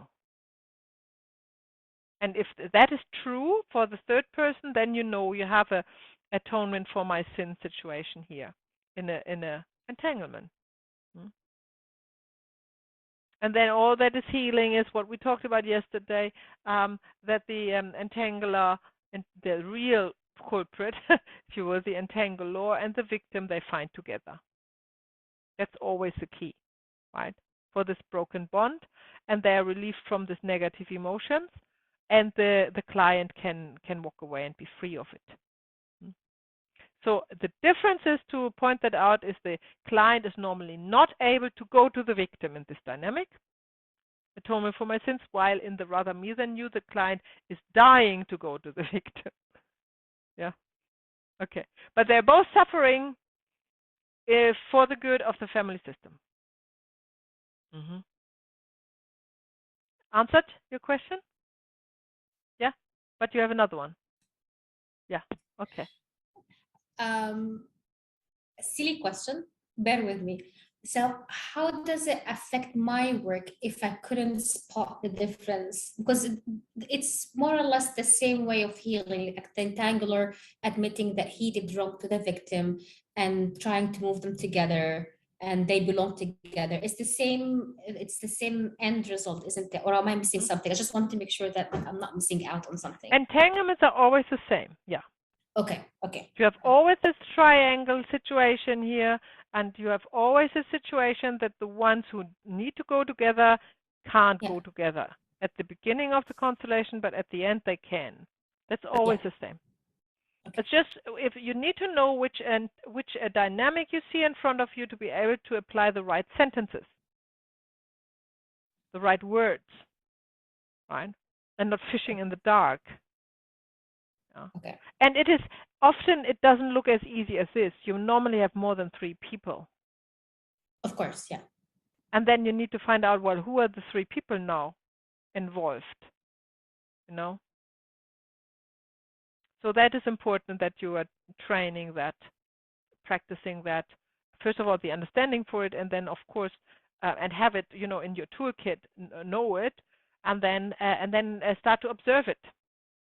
That what you do is when you're participating in all the workshops, that you see all the dynamics when I'm facilitating family constellations, and you know how to see the dynamic. That's just a matter of practice. And one more, Miriam, you go. So yesterday it was, yes, I did this. So it was the word yes yesterday for the Tamut sins. Today it's please. Yeah. How does it relate? So please, what in this case would it be? That would be the entangler. The entanglee. Hang on, I use the mouse again. The entanglee here. Remember, goes to the victim, lies down with the victim, and looks then at the entangler. Please bond with me. And say, please look at him. Yes, okay. Yeah, please look at him. You don't see this. You don't see this dynamic, and you don't see this word in atonement for my sins, because I cannot. The one who feels the shame is not going to the victim. Yes. Yes. Yeah, there is avoidance. Okay, thank you. Okay, so there's only the acceptance that I, only this acknowledging what is this yes. Yes. Possible. Thank you. Thank you. Rosemary. So with the atonement for my sins is the yes. So how do you apply the yes there? How do you apply the yes, I did this. Yes, right, I did Maya? that. Yeah. So who would say that? The client? Well, first of all, the client says that, and then the client would think, now that's actually not true. Okay. Yeah. And then you would suggest it to the entangler, to the third person, to say that. And then they will be resisting, but they will actually, when they say it, find that it is actually true. But they never thought of it before. Okay? Yeah, thank you. Very good. Very good questions. Kerstin. Okay, I'm a little bit lost here now. I need people there. Entanglee, yes. Entangler, yes. But who, for example, would be a victim? Like when you said you would use the example of an allergy, a food allergy or something, yeah? Who would be, what can I envision as a victim? Like who would be a victim in this triangle? So the client has the allergy, not the victim. The victim is just the representative that is most often lying on the floor. Okay. Yeah. So remember the problem, the issue is with the client. Yeah, I know. Yeah. I do understand that one. So I can't quite work out how I will see that there's a victim in a constellation and that I then have to try. Because the entanglee, the client looks down. Okay. Looking at the dead. Okay. So in the first dynamic, in this reparation for my sin, the client feels shame and guilt. That's your hint. In the second dynamic, and I just simplify it for you now, obviously. And the second dynamic, rather me than you, the client looks down. Okay. And there will be no guilt and no shame. There will be not such feeling.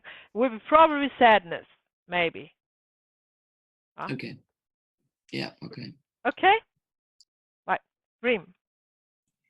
No, I just wanted to comment on that. Was the workshop that we had, the practice workshop, that when I did constellation for someone, it was sadness, and then sadness was looking down. So I put a representative for the client and one for the sadness, and sadness was looking down, and this is how we knew that there was a victim.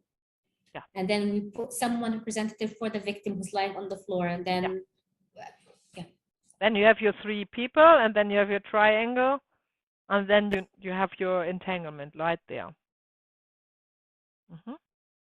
Very good. Okay. That's good. That will probably stick better if we discuss all these details. Any other questions? All good? Wonderful. Very good. So I can delete my beautiful artwork here and go back to the slides. Okay. So, so we talked about all of this, the signs, looking from a distance. He is drawn to someone, wants to lay down with the victim. That's all the rather me than you dynamic, yeah? Expresses love towards the other. Can be the client or another family member, of course. So always remember, we said client for the sake of simplicity, but when you work with a client, any kind of dynamic, including the rather me and you, and any entanglements can be the cause of the suffering, but in multiple generations before, right? So it's just an inherited suffering from somebody else. So you can have, to make it precise, you can see an entanglement in the 5th generation. Let's say the grandfather in the 5th generation with a victim. Let's say the First World War. Yeah. And the one who has this, who is the suffering, is the grandchild of this 5th generation grandfather. So for the client, it's the grandfather, right? And he can be with the grandfather entangled.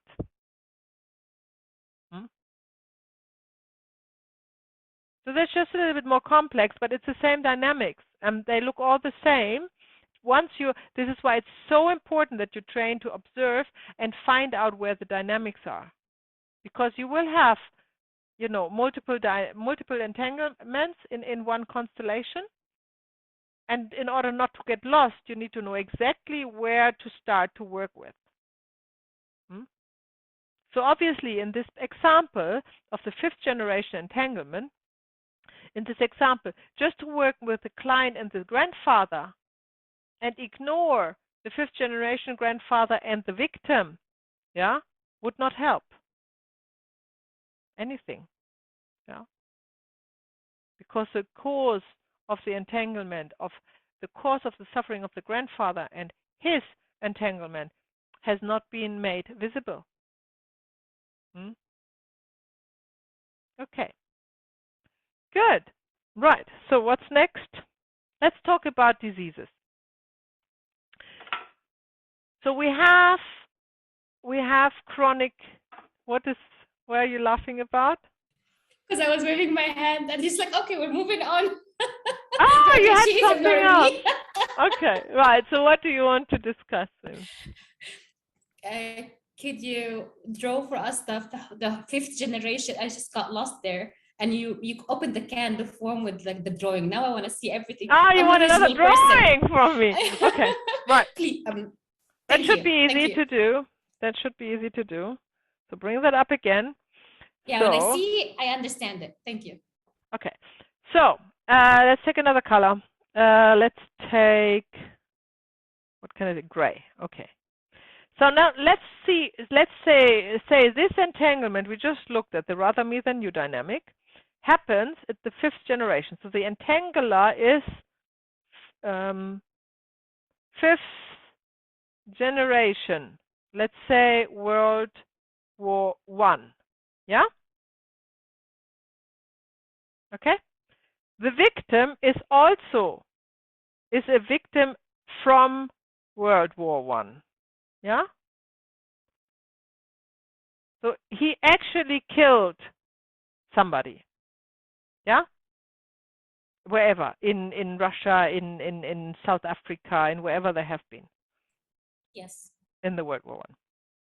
The entanglee is the 3rd generation, so not the client.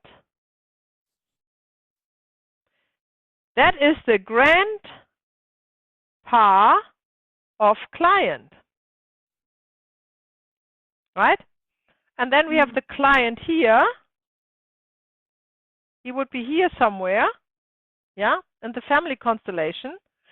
And he would have the bond or the entanglement with the grandpa here, with this generation. And that would be an I follow you dynamic, which we go through tomorrow, most likely. Yeah. It could be atonement for my sins. It could be typical. I atone for your sins, you know. But the difference is that here, this guy hasn't sinned. He's entangled with somebody who has sinned. Just to make it more complex. This is what you meant by entanglement could be multiple dynamics in what I see. Absolutely. Yes, yes. Absolutely. Thank you. It is very, very common. Okay? Yes. Good. Oh, I'm Thank glad my little artworks help. Great. So, okay. Chronic disease. Depression. I'm just listing here a couple of diseases. I have them from my training with Malcolm Southwood, but they are also the books on the list of books. He has, like, he's talking about every disease in great length. So if you're interested in this topic, I'm just brushing over it. If you're interested in this topic, then read the books. They are really great. If you're interested in specifically into diseases. Yeah. Which book? That is either I think Me and My Mobile Home. I'm pretty sure it is. Yeah. Okay, so depression is the sudden death of a close family member. Psychological confusion, psychosis, or schizophrenia is normally somebody entangled with more than one person, opposite dynamics. There's a whole on the community side. There's a whole topic schizophrenia, and we have shared a lot of stuff there. So if you're interested in schizophrenia, go there. There's a lot of videos and comments and footage about that. And there's also blog posts on the website about schizophrenia. Schizophrenia is difficult to heal, not only in clinical psychology, they admit that, but it's also in family constellation very difficult, if not impossible, because there are these opposing dynamics, you know. And that's the tragedy of this disease.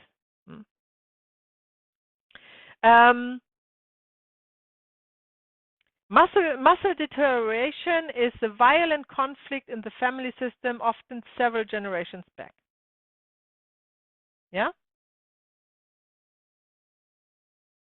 The skin, psoriasis, someone beloved has been left behind with the bad conscience. Oh, Rosemary, I wanted to know, how are you now with your psoriasis?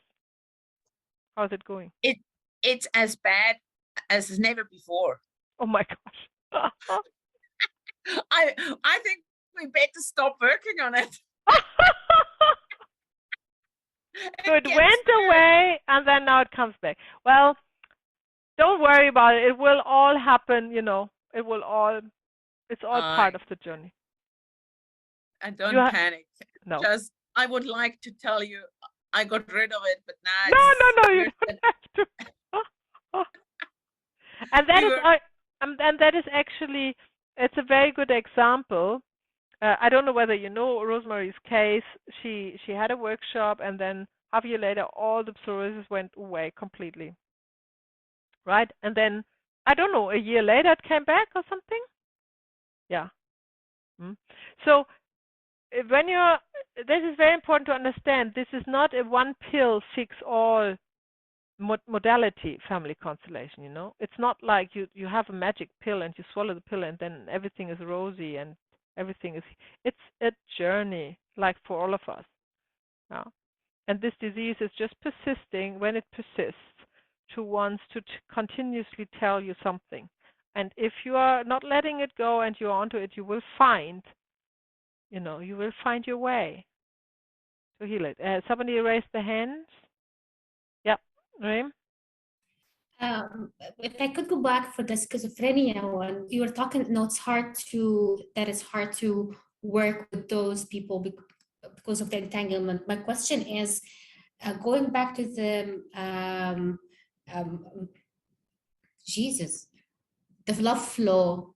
Yeah. Oh my God, parents, what is it called? Interrupted movement. Thank you. Yeah. So if one of their parents, like mom, let's say, has a schizophrenia, would you be able, and they have an interrupted movement towards the mother, would you still be able to do the healing? Yeah. You know what I mean? I can't tell you before I see it, right? Okay. Can't tell you. Maybe the mother is able to let the love flow, or maybe not. We don't know. We have to see it. Yeah. But it is possible that she wouldn't be able to. Yeah. It is possible. Yeah. Absolutely, it is possible. Yeah. Yeah. Thank you. Eating disorders, rejecting of nourishment, often conflict in the parent. Yeah, interestingly. And eating disorder in this case means more bulimic and anorexia. Right. What else do we have? The sick person does not acknowledge either another person. That's often the case. A guilt, of course.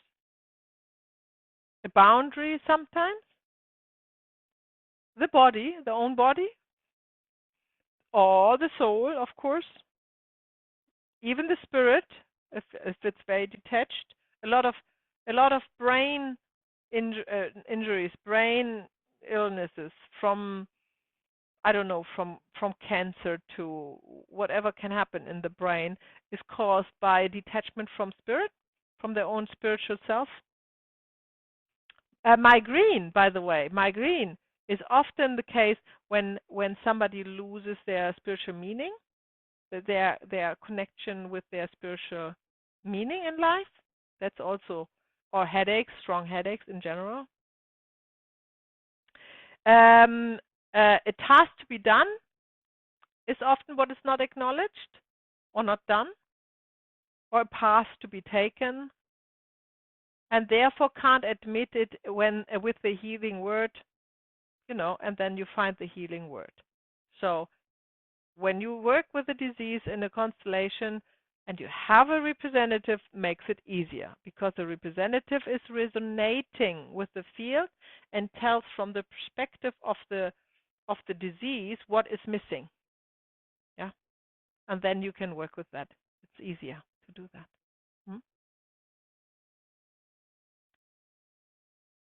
Okay, all three dynamics can lead to the death wish or to die. Three dynamics meaning atonement for my sins, rather me than you, and I follow you. Right? They all can lead to the death of a person or to the wish to die. And remember, fatal disease, an accident or an actual suicide attempt is always the wish to die, or actually they succeed in dying, even if they don't want the disease, of course. Right? That's not the point, because it's all subconscious. That is not, nobody wishes for that. Nobody wishes to be entangled. Right? Nobody even knows to be entangled, or nobody knows about this. But it's there, and that's what we see in family constellation. And we can often help with it. Atonement for one's own actions or personal guilt of a family system member one is entangled with. Right? This is the first dynamic. I follow you into the death. That's the third dynamic. That's what they say. I follow you in the death. So, and then we have, of course, rather I die than you. So that's where you have the death in the three dynamics.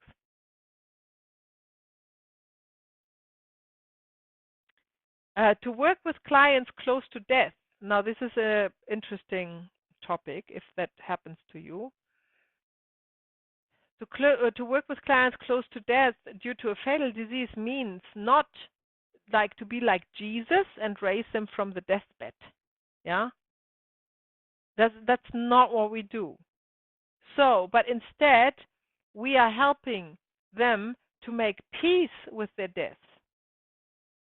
And we're not trying to heal them. We make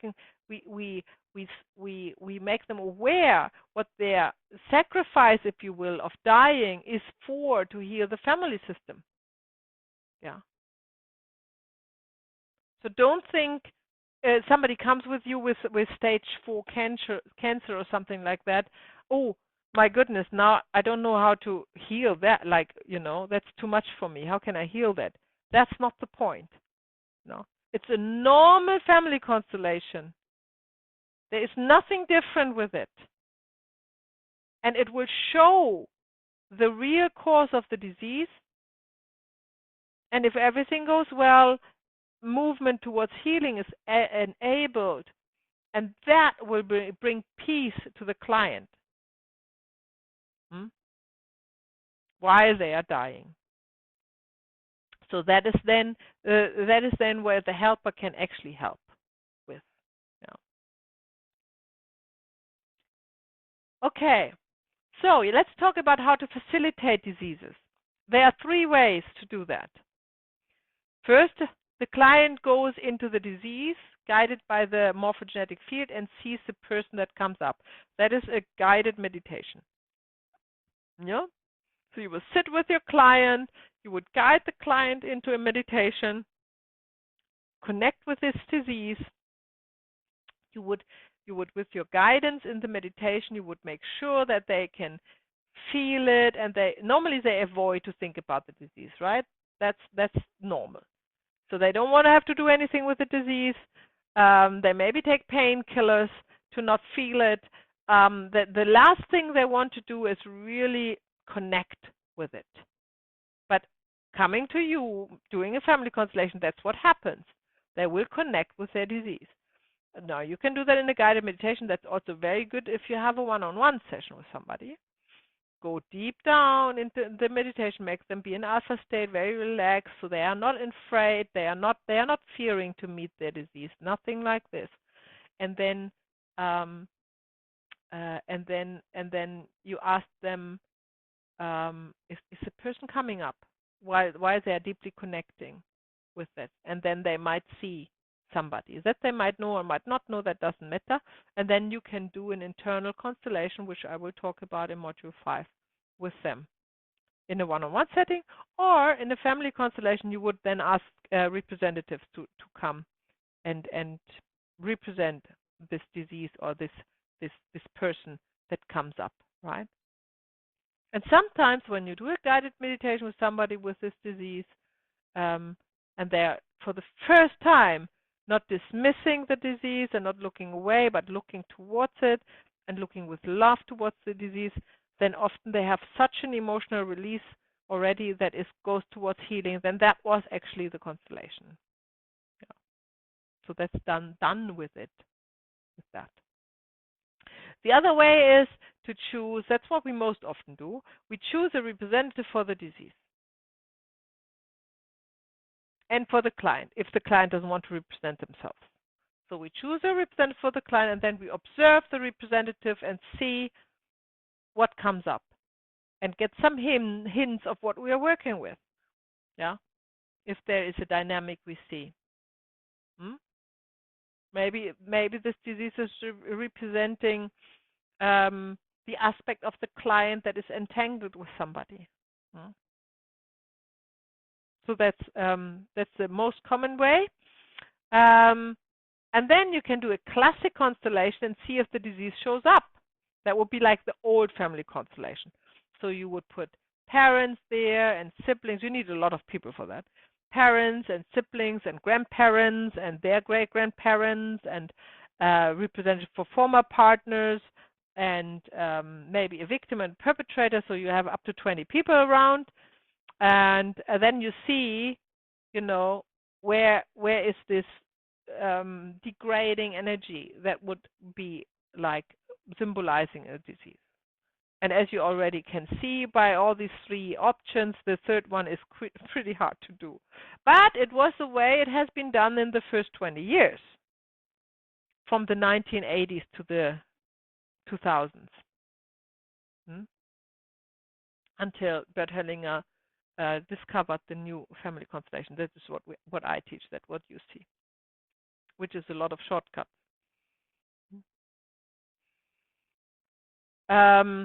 So when we have enough time, we do a demonstration or even a constellation with a disease.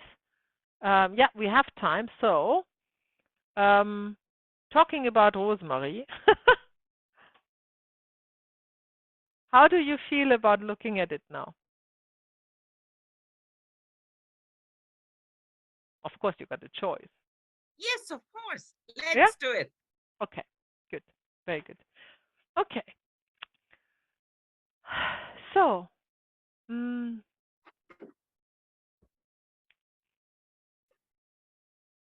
take a deep breath, Rosemary, and everybody else. Let go of everything that goes through your mind from all this teaching content, and let's wiggle the shoulders a little bit, and the neck, and the jaw. And we take together 3 deep inhale and exhales. Inhale deeply through the nose, and exhale with the sound. And then inhale again. And deep exhale. Very good. Inhale. And let's stay there for a while with your eyes closed. Just let the air flow through your nose in and out. Find the deepest breath you have into your belly. So your belly comes right out on your inhale. And then you exhale, you draw in your belly. And make it as slow as you can and as deep as you can. 3 more breaths. Inhale. And exhale.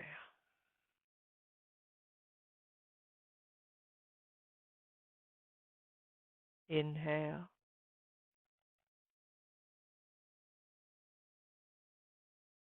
Exhale.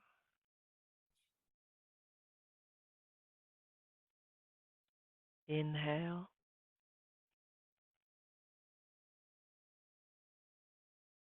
And exhale.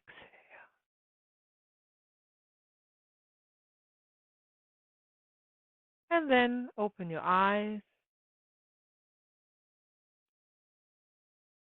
And Rosemary, you choose a representative for your psoriasis and one for you. Psoriasis would be Karen, and me would be Kirsten.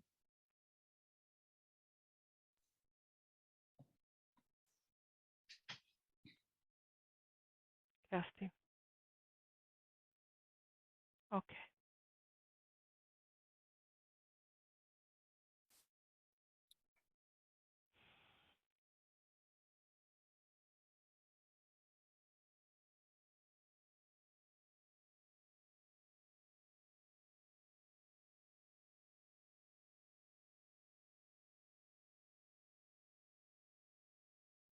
Kerstin, can you take your glasses off for a sec? Thank you.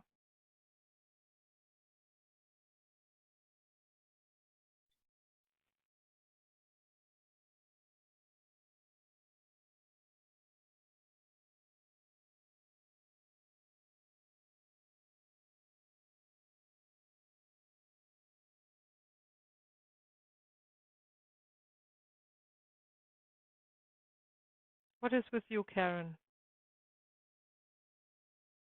I feel very stiff in my jaw, and I feel masculine, I feel male. I feel stiff in my jaw. I feel like it's almost like it's been jammed shut, and I feel like I can't speak. And then I've had my, but it's coming from my jaw, the ability almost silenced or can't speak. And I actually feel, I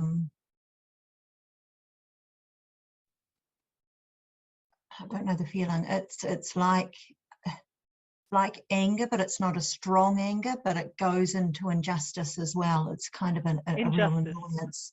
Yeah. Do you And feel annoyance. do you feel old or young?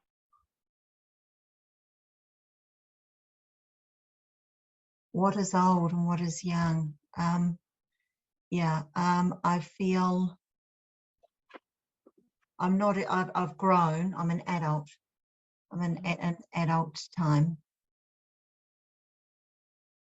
Over 40. Mm-hmm.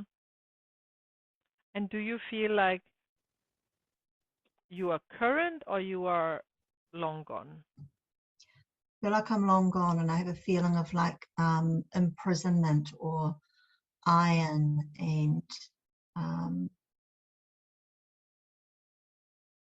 iron and silencing. Mm-hmm. Where is your anger directed to?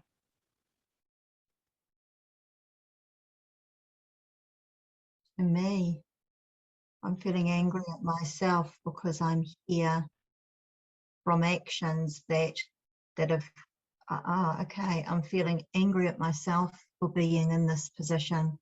I'm feeling angry that my family are hurting because I'm here, because I took these actions. And I'm feeling angry at, but there's more anger at me than actually perpetrators. Okay. And is this actions you took to speak out? Yeah, to speak up against a greater system. Mm-hmm. Yeah.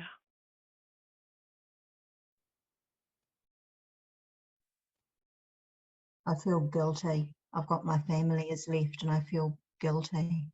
Mm-hmm. Very good.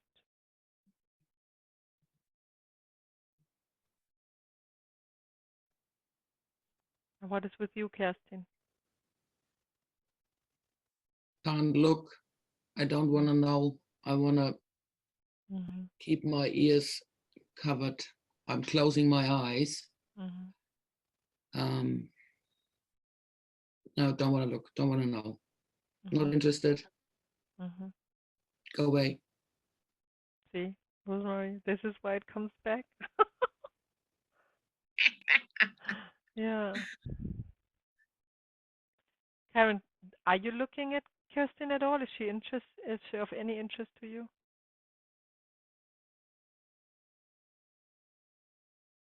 Not a lot, no. I can look at Kirsten, but there's not a lot of no, not a lot of interest.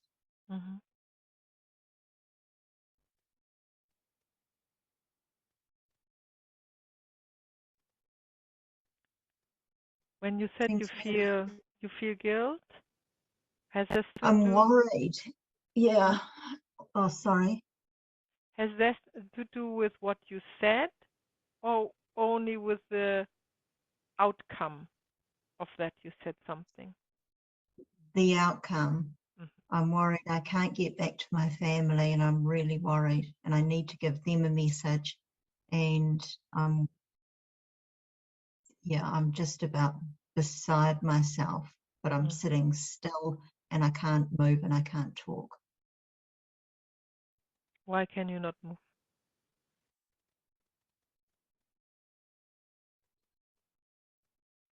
I think I'm in chains. And why can't you not talk? There's something here. I don't know. It just feels like these almost like, it's like these iron or something just here. I'm not sure. It's like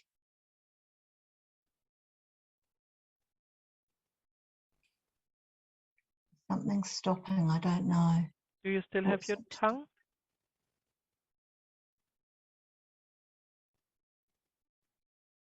I think so. It feels it's right. It's on both jaws, right here, on my jaws. Was there that sounds very middle It feels it too. medieval. Yeah. Rosemary, was in Switzerland, was there Is there any history event that can connect to that? Do you know of anything? Event in history? No. I-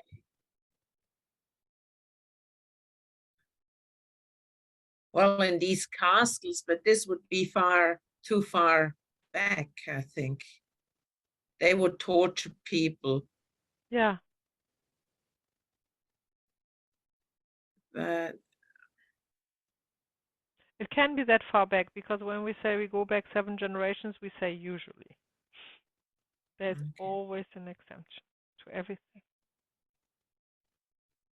Feels that far back. It's damp, it's dark, it's cold, there's stone, and there's sort of metal around. Mm-hmm. The jar. Mm. Mm-hmm.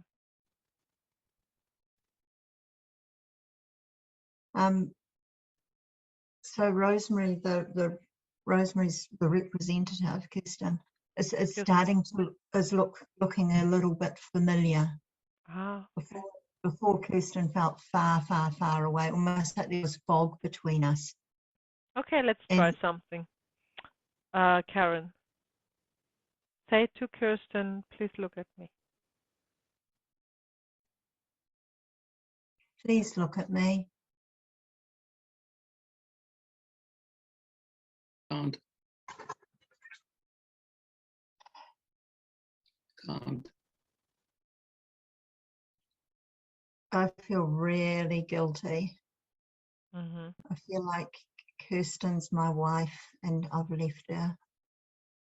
Okay, so Reem, did you raise your hand because you felt part of the constellation? No, I found the medieval silencing device. Oh, That's fantastic. like, Can you let me share? Can you put that on the? Oh my so the tongue would God. actually be there and they prevent your jaw from moving and it's metal. Which year is Thank you. that? Yeah, yeah. And they used it on women. And okay. On women. But But like Karen on said, everyone, but there's a reason why on women, but they use it on everyone. Like hold on. To Yeah. humiliate its wearer. Okay, hold on. I'll find the it's medieval days though.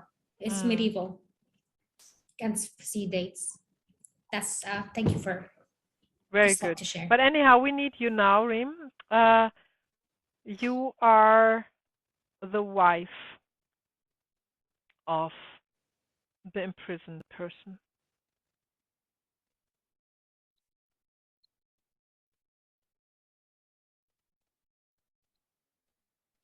Take a moment.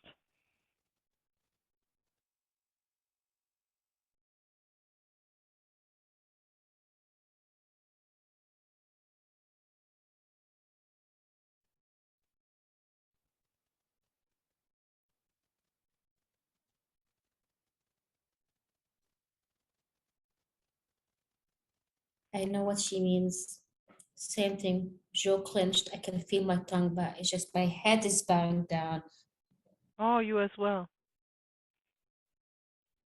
Mm. I feel like I can't talk. Mm-hmm. But I'm not looking, my head is down, but I'm not looking at anything. Mm.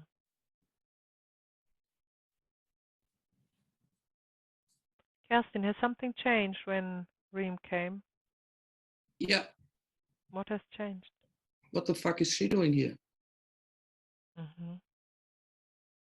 Anger?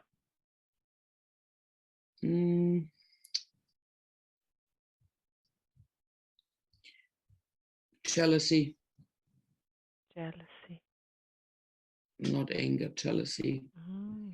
And like I feel like I'm literally really sitting upright, like in old days, but not as old as what I'm not as old as the illness, but very upright and like I'm waiting. I'm sitting here and waiting. I'm feeling left behind, feeling lonely.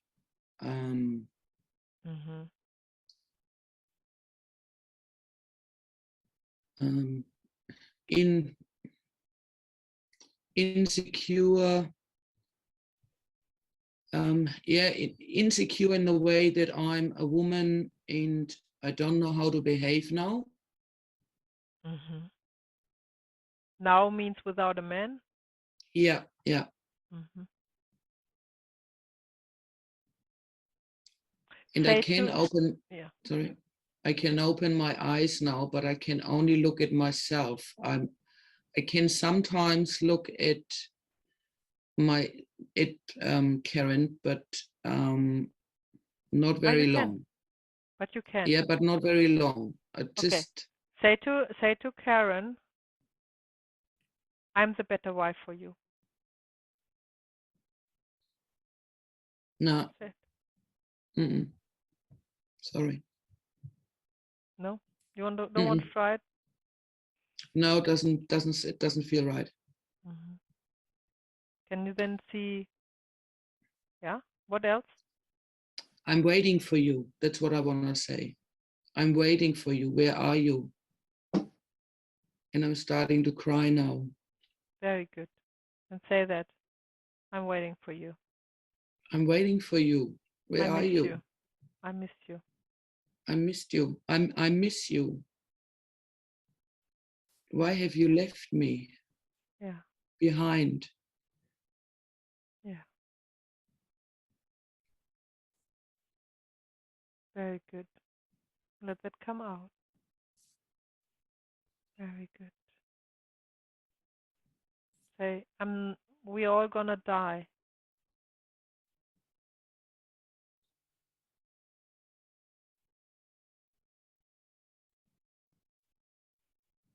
No. No. No. Why do you miss him? Why do you need him? I feel abandoned.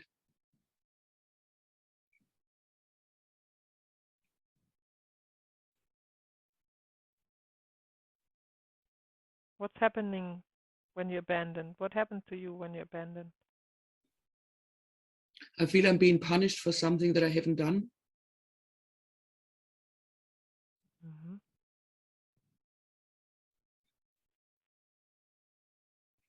How do you feel, Karen, when you hear that? I feel very, very drawn to my wife. Mm-hmm. And I can hear the message. When at first I had shivers go all the way down my back.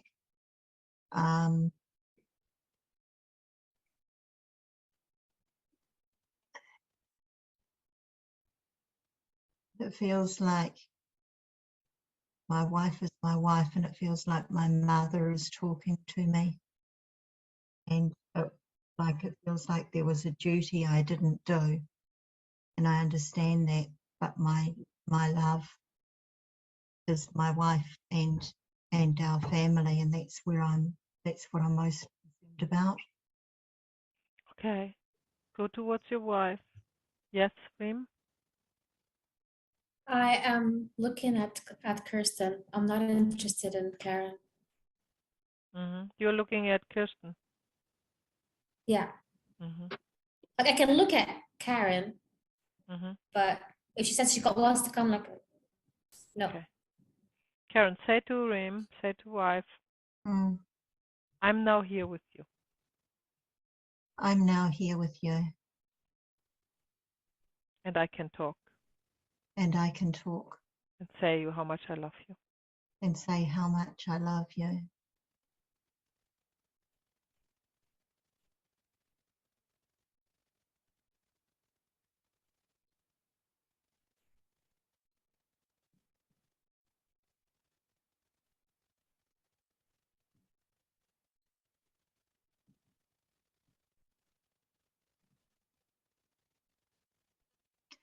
Just want to shout, like I just want to call out my love, my love, my love. Mm-hmm. Yeah. And cry. Mm. Say to her, please look at me, I'm here. Can you please look at me? I'm here. With all my love. I'm here with all my love.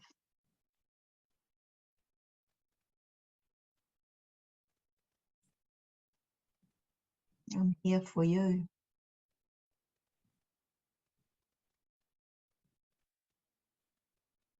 Mm-hmm.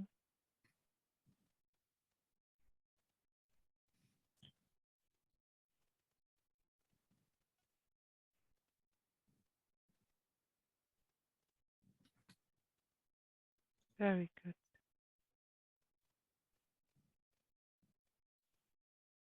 Very good. Can you now look at Karen? Reem? Yes? Say, now I see you and your innocence.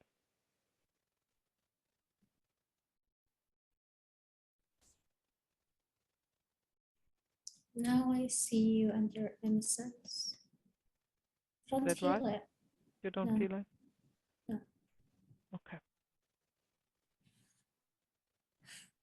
Is there anything else you want to say? It was like I felt like I connected to her for a second. I felt emotional, and then suddenly, poof, I'm cold again.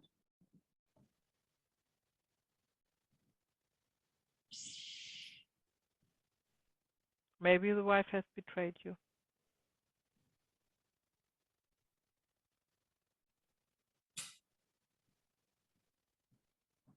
Yeah. I think she gave you away.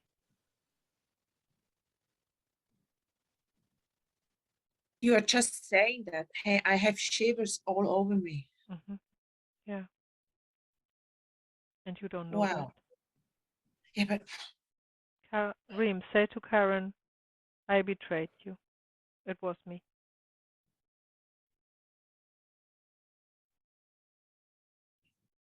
Yeah.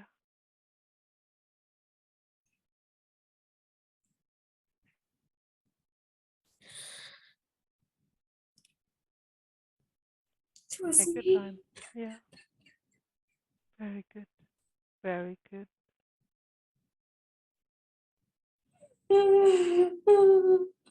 Yeah. Very good.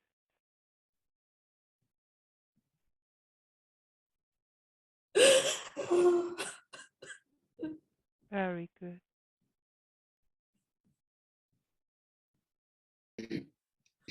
How's that for you, Karen? Doesn't really matter to me. I just love her. Mm-hmm. Very good. I feel sad that she's suffering.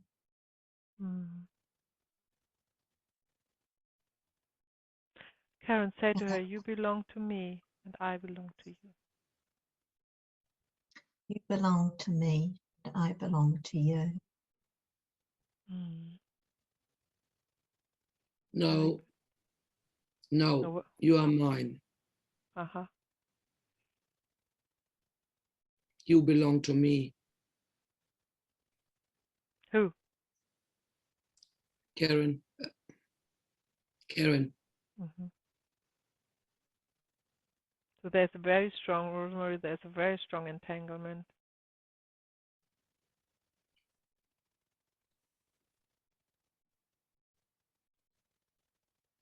Reem, how is that for you now? Can you look at Karen?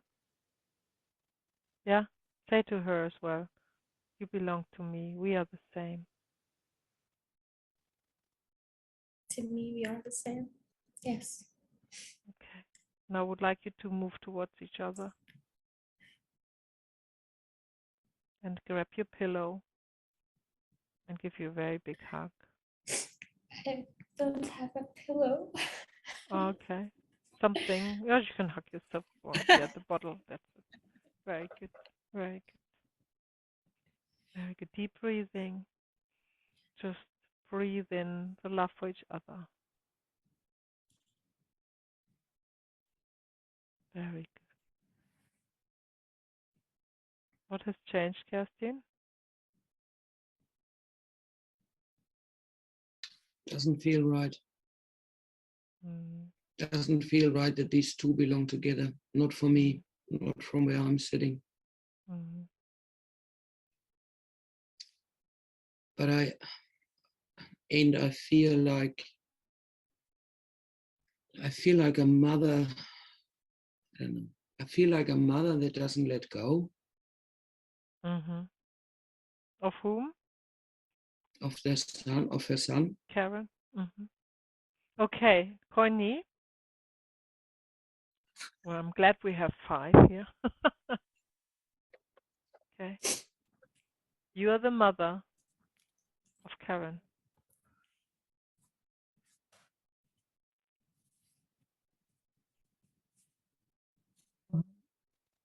How is that, Karen? Quite uncomfortable. Don't want Hey? to look at Connie. I feel quite uncomfortable. I don't want to look at Connie, and I almost kind of have shivers down my spine.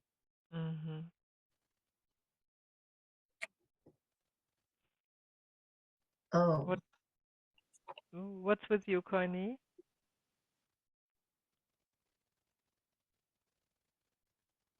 It's neutral. I don't feel any connection to Karen.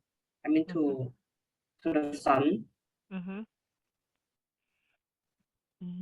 Like I said, like I don't care. What? I don't care. You don't care. Right. I feel very relieved. That she's there? Yeah. Yeah. Very good. And I look at her all the time. Say to her, now I see you. Now I see you. And I see it's your destiny, not mine. It's your destiny, not mine.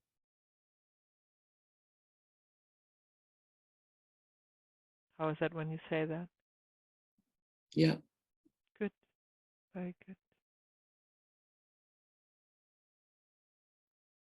Say, I leave your son in your hands. Or I leave your son with you.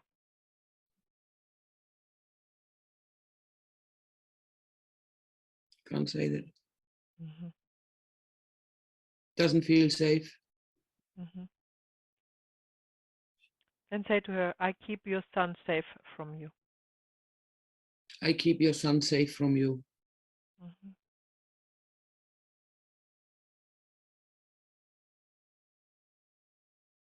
Is it true?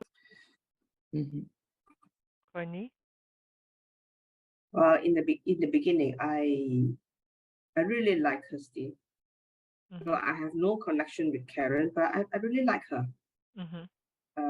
But the moment she said she keeps the son away from me, then the feeling of liking disappeared slowly. But now it comes back. I tend to look at Christine. I like her a lot. Okay. I mean, it's like we have something in common. Like we belongs in some way. There's very strong connection. Yeah.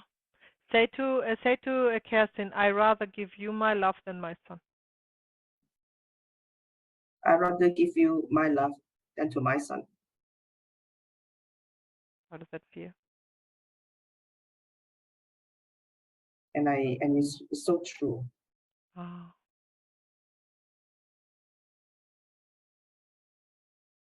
How's that for you, Kerstin? I don't know what to do with it. I can't receive it. Say to her, I'm not your son, so I can't receive your mother love. I'm not your son, so I can't receive your mother love. Is that true? Yeah. I don't know why, but it's true. Feels true.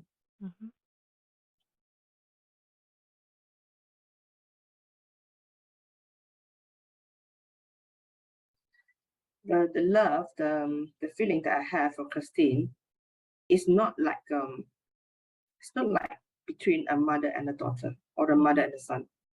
It's very different. It's different kind of love. It's like a love between romantic partners. It's that kind of love. Yeah. Okay.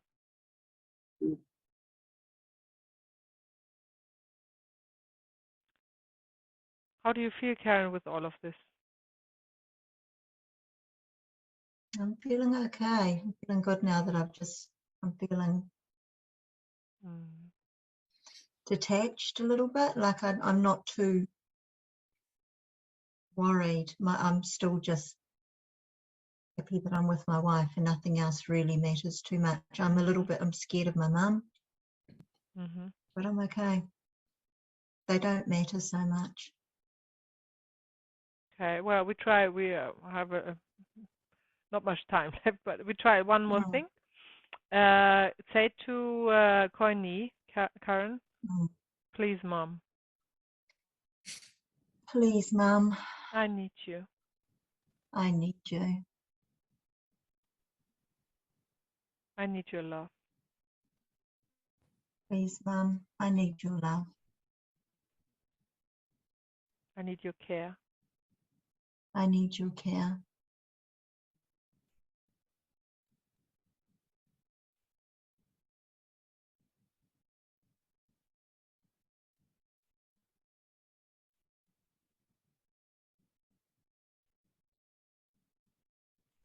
Has anything changed, Courtney?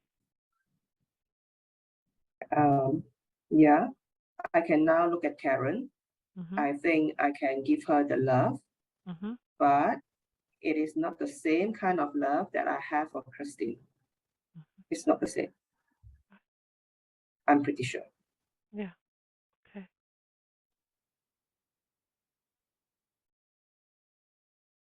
Karen, can you go to Courtney? Is that possible? Yeah, I can go to Connie so long as she doesn't trap me. But yep. Okay, go all the way and hug her and see how that feels.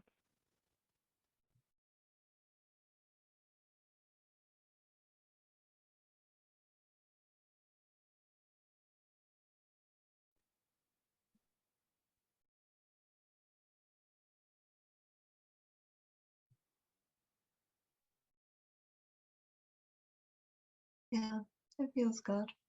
Good. And for you, Courtney? Yeah, I'm at peace, at ease. Yes. Good. And Kerstin, has something changed for you?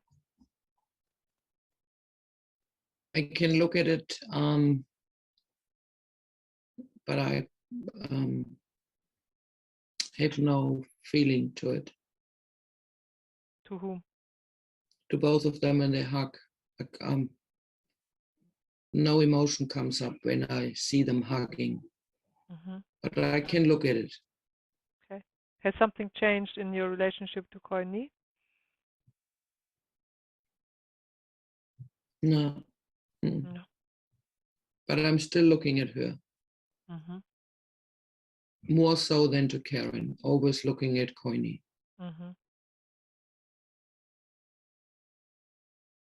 When did you say you feel jealous? When was that?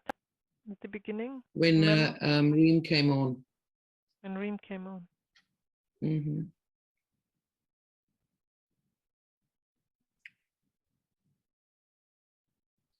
Okay, we leave it here. Thank you, everyone.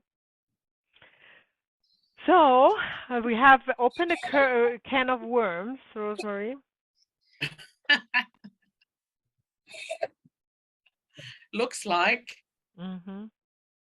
But you know, as always, this was an actual constellation, and there was a lot of movement in here.